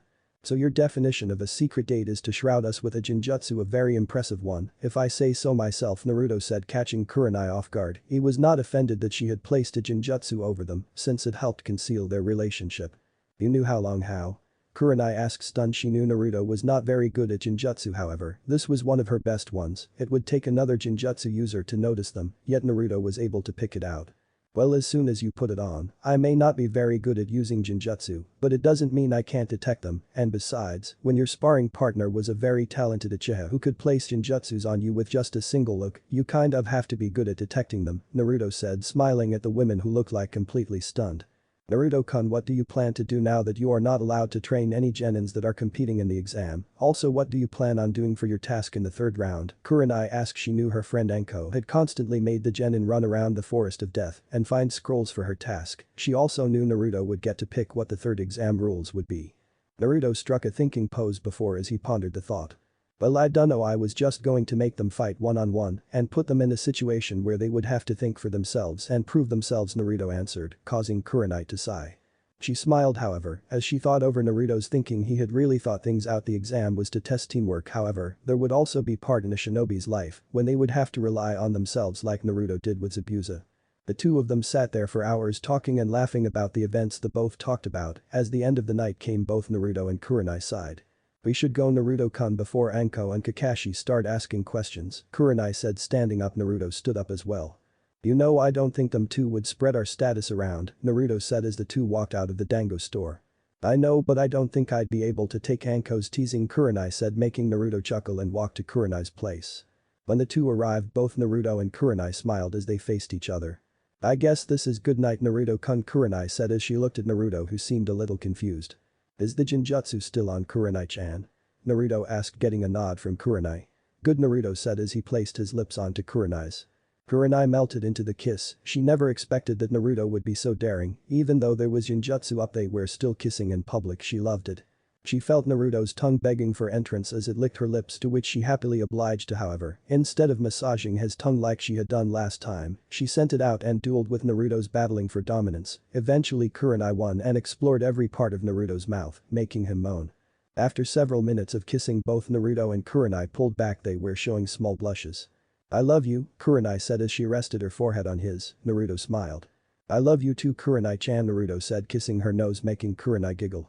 As the two let go of each other, both of them decided to head home and get some sleep. The next day Naruto woke up to the sound of knocking on his door. Slowly Naruto got out of his bed to see who was knocking on his door this early in the morning. Since he was given the job of proctor, Naruto had been able to sleep in later than usual. Since he wasn't allowed to train his genin, he had more time to laze around and train. Yes? Naruto asked, not looking at who was at the door. Naruto-sensei? Naruto looked up tiredly and saw Takashi grinning at him. Yes, Takashi, Naruto said, looking more interested. Takashi began to look nervous to Naruto. It was weird seeing the young boy like this. Can you help me with my training, Naruto-sensei? Takashi asked. Naruto sighed. He wanted to, however he couldn't, but he remembered telling Takashi that he would always help him no matter what in Wave. Takashi, I can't help you train, however I can push you in the right direction, Naruto said, causing Takashi to frown. I don't understand, Takashi answered honestly. I thought so, anyway come on in, Naruto said as he walked back into his house. The house was relatively large. His father had specifically built it behind the Hokage monument so he could have privacy from the village and somewhere he could train. It had 3 floors. The house was far too big for Naruto. He did sometimes feel lonely. Naruto walked through the sitting room. It had 2 large couches. The wooden floors were extremely clean. The small fur-like mats on the floor made it comfortable to walk barefooted. As they made it past the sitting room, Takashi could only gasp in awe as he saw the next room. It was a giant library. Getting the ladder, Naruto moved it to the bookcase and picked out a scroll, happy that it was the right one. Naruto passed it to Takashi, confusing the boy. What is this, Naruto-sensei? Takashi asked, examining the scroll in his hands. Naruto smiled. That Takashi is a Kinjutsu scroll. Since training him in ninjutsu with his current chakra control would be irresponsible of him. Jinjutsu was out of the picture as he had far too much chakra, and Taijutsu, well, he was getting better and better at that, so he had decided it was time to show Takashi something else. Perhaps he could introduce the young Jinchuriki to Yuga or Hade. Ninjutsu, but I don't have a sword and I wouldn't know where to begin, Takashi answered truthfully. It wasn't that he wasn't happy Naruto was trying to help him, it was just he wasn't as smart as Naruto, so picking something up like Kinjutsu straight away. Naruto smiled, noticing the boy's fear. Well, I guess I could give you a sword, but you shouldn't be scared. Kenjutsu can be tough to pick up, but then again, Takashi Kazama never gives up, right? Naruto smirking when he saw the fire in Takashi's eyes return. Of course I'm going to be Hokage, you know, Takashi said, giving Naruto a thumbs up. Naruto smiled as he watched Takashi walk away from his house with a new blade wrapped around his back. Even though he wasn't allowed to train Takashi, he was glad he could find little loopholes like this. He could only hope the old man would step up and regain power over the council. Time to get back to my own training, I'm so close to completing Sage Mode, Naruto mused as he walked back into his house. Day of the Chunin exams. Takashi walked towards the academy smiling. Ever since Naruto had given him the Kenjutsu scroll and his clothing had barely changed, he still wore orange-colored clothing, and imagine a smaller version of Naruto's Shippuden clothing. As the young Jinchuriki approached the academy, he smiled when he saw the presence of his two teammates. Sasuke, Sakura and Takashi waved at them as he made his way towards them. Sasuke nodded at him, while Sakura offered him a small smile. The three then begun to walk into the academy. As the trio walked through the academy, they noticed a pair of Chunins blocking the stairs and beating up a bull-haired kid. The trio then noticed the Jinjutsu that was causing the others to go to the wrong floor. Sasuke, feeling the need to show a little of his new skills, smirked. Let us pass, and while you're at it, drop the Jinjutsu, you're not fooling anyone, Sasuke said, alerting everyone in the room. The Chunin smirked. So you noticed? Sasuke nodded, however he was surprised when the other Chunin launched at him, trying to land a kick. However, the incoming attack was stopped as the bull-haired boy blocked it. But how did this weakling block that? Sasuke thought, seething inwardly at the thought of being saved by this loser. What happened to the plan? You're the one that said we shouldn't draw attention to ourselves, a pale-eyed boy said. He was ignored, however, as the spandex-wearing boy began to walk over to Sakura. Hi, let's go out together, I'll protect you till I die, he said, giving her a thumbs-up pose. No way, you're lame, Sakura said, making the boy's head drop. Takashi laughed a little. He felt bad for him as well. He had also been on the end of Sakura's insults. Hey, you, what's your name? The pale-eyed boy said, looking toward Sasuke. When you want to learn someone else's name, you should give yours first. Sasuke finished walking off. As the scene was going on, they were unaware that they were being watched by the Chunins. So those are Naruto and Guy's prize pupils, one of them said as he used a release seal, going up in a poof of smoke. Yeah, I hear your girlfriend has been training Takashi, the other one said, also going up in a poof of smoke, revealing a spiky-haired man with bandages running across his face. The other man just sighed slightly as shunshined away. Takashi, Sasuke and Sakura continued walking. The sound of a voice above them stopped them from moving, however. Hey you, the three looked up to see the same bull-haired spandex-wearing kid from before. What? Sasuke answered. He was curious to see how strong the other boy was. Will you fight me right here? The other boy replied while jumping down to their level. My name is Rock Lee, Lee said, getting raised eyebrows from the three. Uchiha Sasuke said, smirking. But I want to test myself against the offspring of a genius clan, Lee said, getting into a fighting stance. Challenging me knowing the Uchiha name? You're a fool, Sasuke said, getting into a fighting stance. Wait, both Sasuke and Lee looked to where the voice came from. They were surprised, however, when they saw Takashi standing there removing his sword from his back.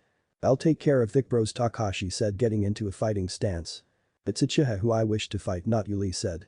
Yeah, I heard, but I wish to fight you, Takashi said while leaping towards Lee, surprising everyone by his increase in speed.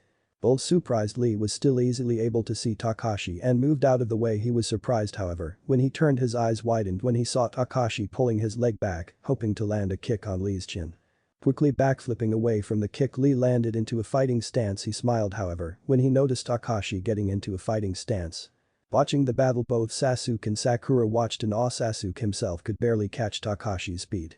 But how did Takashi get so fast? He's just a dope, and he's holding back with the sword. He'd be even more lethal. Who trained you? Sasuke thought, impressed but also a little jealous of his rival's increase in strength. He smirked, however, at the thought of demanding the council of further training.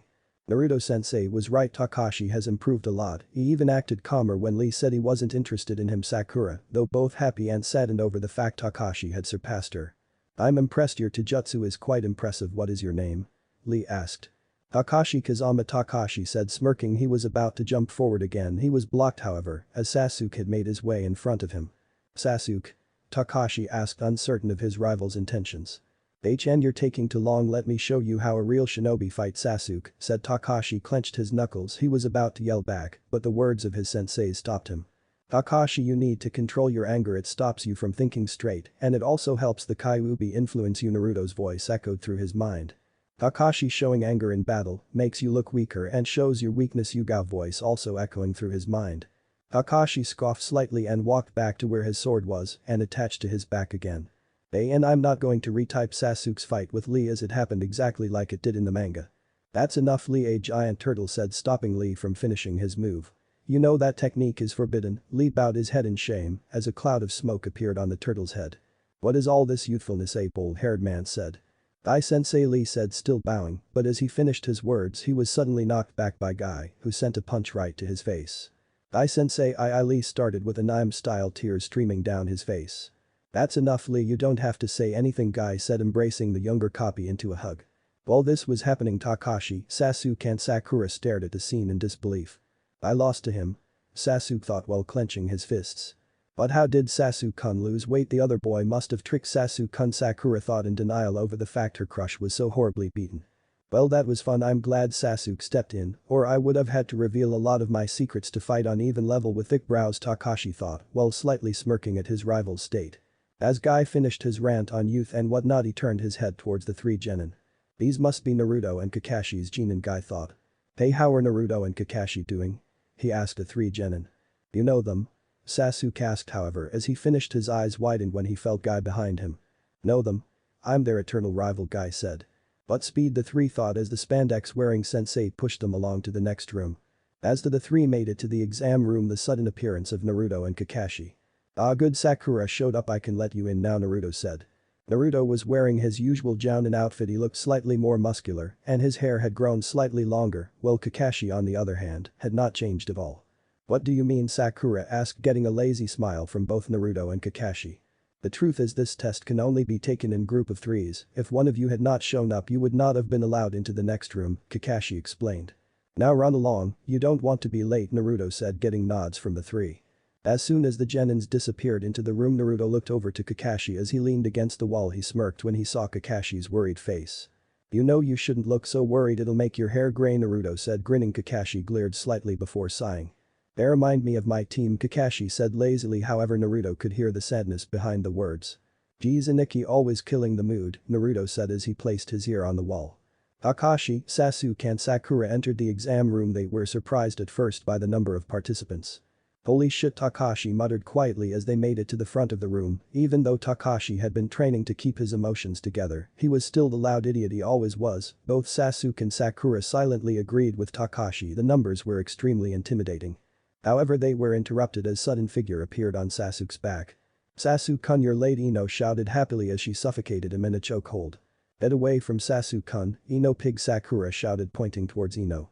Are you guys taking this stupid test as well? Takashi turned to the voice and was surprised when he saw Shikamaru. The lazy genius was walking towards the group with his best friend Choji. So you guys are here as well? The group turned towards the voice, their eyes widened when teammate came into view. I see all 9 of this year's rookie genin are taking the exam and we did loads of training, so we won't be losing, Kiba said, standing in front of Shino and a slightly blushing Hinata. We'll see, but I bet you're all bark and no bite, Takashi said, surprising everyone at his calmness. Kiba smirked slightly. He had come to see Takashi as a rival of some what, and being the hot-headed person he is, he was going to come back with an insult. I'm sorry, Takashi-kun, Kiba-kun did not mean it in that way, Hinata said, cutting Kiba off before he could say anything. The Inuzuka looked back and scoffed. He couldn't understand why Hinata held such feelings for the dope when he was there. It was no secret that Kiba bared feelings towards Hinata, but it seemed all her affection was aimed at Takashi, and the idiot didn't even pick up on it, while everyone else did. He clenched his fist a little. He wasn't worthy. You guys should be more quiet. Everyone turned around once again to see a tall spectacle-wearing man. You guys are rookies straight out of the academy, right? Screaming like schoolgirls, geez. Just who do you think you are? Sasuke asked with narrowed eyes. I'm Kabuto, but instead of that, look behind you, Kabuto said. Slowly the rookie genins turned their heads and gasped at the killing intent that the other participants were letting out. You remind me of how I used to be, Kabuto finished with a sigh. Kabuto-san, right? So this your second time competing, right? Sakura asked, making Kabuto shake his head. No, this is my 7th time. The genin's eyes widened. Was the exam that difficult? So Kabuto-san, you must know a lot about this exam? Sakura asked, getting a nod. That's right, I have information of everyone in this room. All I have to do is channel chakra row these cards. Kabuto finished by pulling out a stack of cards. Do you have cards on certain individuals? Sasuke asked curiously as he walked up to the man. Kabuto chuckled. Someone that worries you, huh? Kabuto asked. Era from the Hidden Sand, Takashi Kazama and Rock Lee from Leaf. Takashi's eyes widened when he heard his name, however.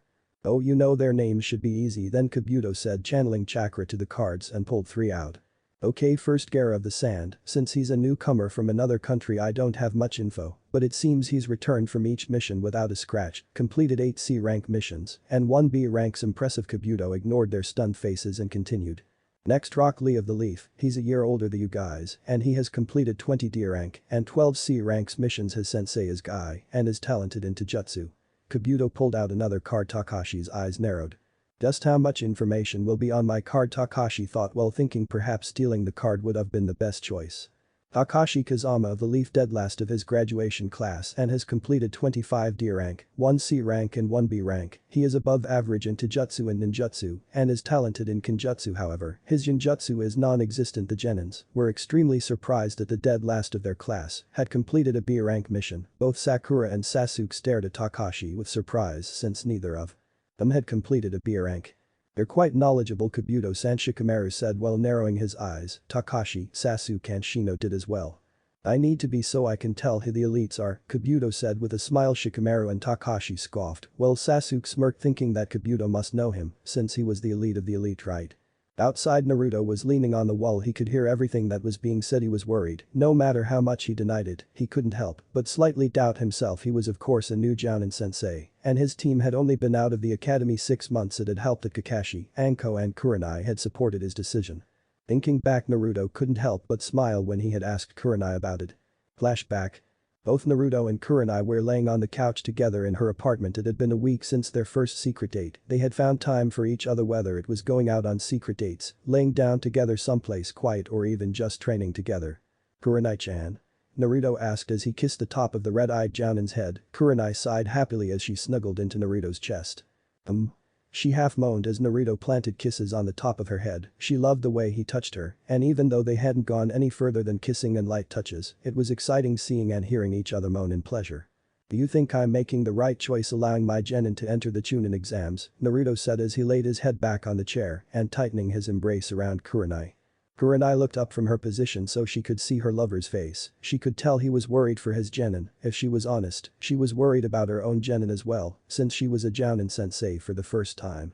I believe only you know the answer to that. You have trained them. You're a better Jounin sensei than you think, Naruto-kun, Kurenai said with a smile. Naruto looked down, his bang swing ever so slightly. Do you think so? Naruto asked, putting his head on her shoulder. I know so, Kurenai said as she leaned in and kissed Naruto again. They both moaned at each other. Kurenai played with Naruto's hair while Naruto cupped her cheeks. After what seemed like hours, both Naruto and Kurenai parted with smiles on their faces. I love you, they both said before settling down again on the couch, just enjoying the time they had with each other before Anko came. Flashback end. I wonder if it is too early for them, Naruto thought as he looked up with a worried expression. Kakashi noticed Naruto's expression and sighed. He knew Naruto was doubting his own teaching abilities. We should go, everyone is probably waiting for us, Kakashi said, putting a hand on Naruto's shoulder. Naruto gave a small smile and pushed himself off the wall. I wonder how they will cope with all the competition, Naruto said mostly to himself. Kakashi shrugged. He knew that both Takashi and Sasuke would relish in the competition. He wasn't as sure about Sakura, but he knew the other two would protect her. Who knows, let's go to the Jounin's lounge and wait for the results. Besides, I'm sure Asuma will be flirting with your girlfriend by now, Kakashi said with an evil glint in his eyes. Kakashi smiled when he felt the increase in killing intent coming from Naruto. Of course, he knew that both Naruto and Kurenai had started a relationship with each other. He knew what it was going to happen the moment he saw Naruto rush out the window after Kurenai. He also knew that the two of them wanted to keep it between themselves. Why should I care? Kurenai will just ignore him anyway, Naruto said through gritted teeth. In truth, now that he was in a relationship with Kurenai, he found it difficult to control himself when Asuma flirted with Kurenai. That's funny, I don't remember mentioning Kurenai's name, Kakashi said with a smirk. Naruto froze while trying to think of something to say. After a couple of seconds he sighed, realizing he had been caught out. Damn you, Aniki, I guess there's no point in lying now, Naruto said with a scowl. Just keep it to yourself until the Chunin exams are over. You know the problems I will cause, Naruto said, seriously getting a nod from Kakashi. Let's go then, Kurenai will kill me if I turn up too late, Naruto said, walking away with Kakashi. I'm Kazama Takashi, future Hokage, and I'm going to defeat you all. Both Naruto and Kakashi facepalmed at the boy's declaration. And to think you were worried about him not coping, Kakashi said as he regained his posture. Idiot, he probably just made himself the biggest target in that room, Naruto said, sighing and shunning away, closely followed by Kakashi. Kakashi, you moron, you just made us enemy number one, Sakura said in a scolding tone. Kakashi sighed. He had really only shouted because the pressure was getting to him and everyone else. Sorry Sakura-chan, Takashi said while scratching his head. Sasuke shook his head. However, he did find this a good opportunity since he could fight more people. You should give up now, none of you deserve to be in this exam, a cold voice said. The rookie 9 turned around to see a boy of the same age with white spiky hair, but what they noticed about him was the headband. The Wagakure, Shikamaru mumbled. The boy, the white-haired boy, looked at Shikamaru and smirked. Perhaps there are worthy genin in here after all, the boy said, turning his back. Wait, what's your name? Sasuke asked, sizing up the competitor. The boy turned around and gave a cold stare. Akari Misushi, Akari said, walking away. Once again Sasuke was about to demand his name, however the sound of the door opening made almost everybody pale. Alright, sit down and shut up, maggots, Hibiki Marino said, entering the room with numerous Chunin. Everyone settle down and prepare for the written exam. Most of the people in the room sighed and sat down. However, Takashi was sweating. A written exam, oh god, this was not going to be fun. Both Naruto and Kakashi appeared in the Jounin lounge. They looked around at the faces that were already there. Guy was smiling brightly, Anko was grinning at the sight of Kakashi. However, when Naruto saw Asuma, his killing intent began to rise. He was next to Kuranai, trying to whisper things to her. Of course, she ignored him and turned away. Kuranai finally let a smile grace her face when she saw Naruto, her blonde lover. She could tell he was annoyed at Asuma. Standing up, she walked over to Naruto. Hello Naruto-kun, wishing your genin good luck. Kuranai asked Naruto. The blonde gave a smile and pushed his hand through his spiky hair. Yeah, just making sure they are prepared, Naruto said, making Kuranai smile. He was so caring to his genin. She could tell that Takashi, Sasuke and Sakura respected Naruto immensely. Sounds to me, you were just babysitting. You do realize you have to take the diaper off eventually, Asuma said. He was angry. He had been trying to get Kuranai's attention the moment he had entered the room. However, she had just given him her famous ice queen look and she had just ignored him. However, the moment Naruto came, she practically leaped out of her chair to greet him. Why can't she see that I'm better for her? She's closer to my age, for God's sake, Asuma thought, seething that someone 10 years his junior had the attention of the most beautiful woman in the village. Naruto quickly stared coldly at Asuma. The man had been testing his patience either when he was just hanging around with Kuranai or just drinking with Kakashi and the rest of the Jounins. The man was set on trying to make him look bad. Actually, I was just making sure all my genin were ready, unlike some I know, Naruto said, making Anko and Kakashi snicker. Kuranai and Guy gave Asuma disapproving glances. It was true, Asuma had really only prepared one of his genin for the exam. Shikamaru was his favorite. He was the only one of his genin that he would spend time with outside of training and missions. He had pretty much left Ino and Choji to fend for themselves. I don't know what you're talking about, Asuma said through gritted teeth. He knew he was playing favorites. He couldn't help it, though Ino was an annoying fangirl who didn't take training seriously and only had time for Sasuke, while Choji always wanted to eat. But Shikamaru, the boy, was smart and skillful. He also had the ability to become Chunin. Why shouldn't he help the Nara more? However, truthfully, he knew he was pushing Shikamaru to make Naruto look bad, and hopefully he could possibly make Kuranai fall for him. Sure you don't, Naruto said, walking past him, sitting down and sighing. Kuranai sat down right next to him. When she looked over to Anko, she saw the women smirk, while Kakashi whispered something in her ear. When she looked towards Naruto, she saw him give her nod, signaling that Kakashi knew. However, at the moment she wasn't bothered reaching out behind their bodies. Kuranai intertwined their fingers and squeezed slightly. Luckily no one could see behind them. Naruto's eyes widened when he felt Kuranai hold his hand. However, the sudden warmth in his hand made him smile and squeeze back. Man, I hope Hibiki doesn't scare all of them away, Anko said, breaking the silence and getting a look of confusion from Kuranai. What do you mean, Ko-chan? Kuranai asked. Naruto smiled at her slightly. He knew she didn't know many Jounin other than their crowd, and Hibiki was a person who generally stuck to himself. Hibiki Marino, a mastermind in torture. However, the torture he prefers is mental, or if you like, he prefers messing with people's minds. He's really good, Naruto explained, making Kuranai frown. How we're genins meant to deal with someone like him?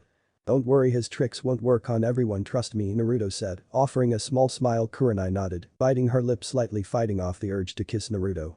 We must believe in our students and hope they are youthful enough to see past his tricks, Guy said, striking a thumbs up pose. The group continued to talk for a while, however everyone turned to Anko as she stood up.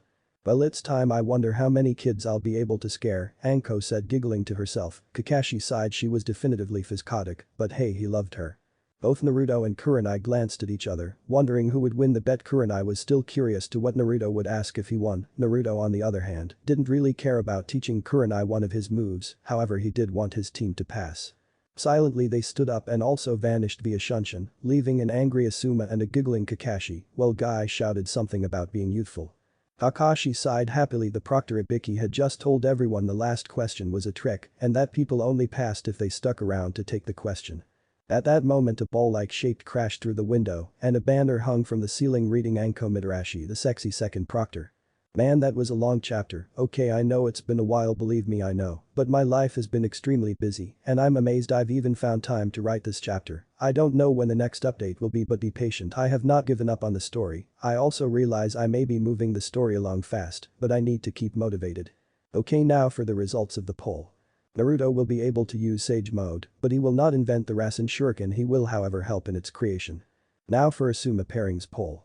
Shizune will be paired up with Asuma. Don't worry, I have a pretty cool plan. I also know a lot of you are sick of the civilian side, but don't worry, they will be put in their place. Also, with people asking about why Naruto knows Chidoriya, it is more effective with the Sharingan, but remember you don't need it to use it. Kakashi used Raiki before he got the Sharingan, and that had the same drawbacks. My next update will be on my other story one more time. Thanks for reading and review. What if Naruto is neglected by family and trained by Kuranai, and thanks for watching my video till the end. If you enjoy this content, then do consider subscribing to my channel and leave a like if you guys need the next part. Comment down, and thanks for watching the video and see you guys next video.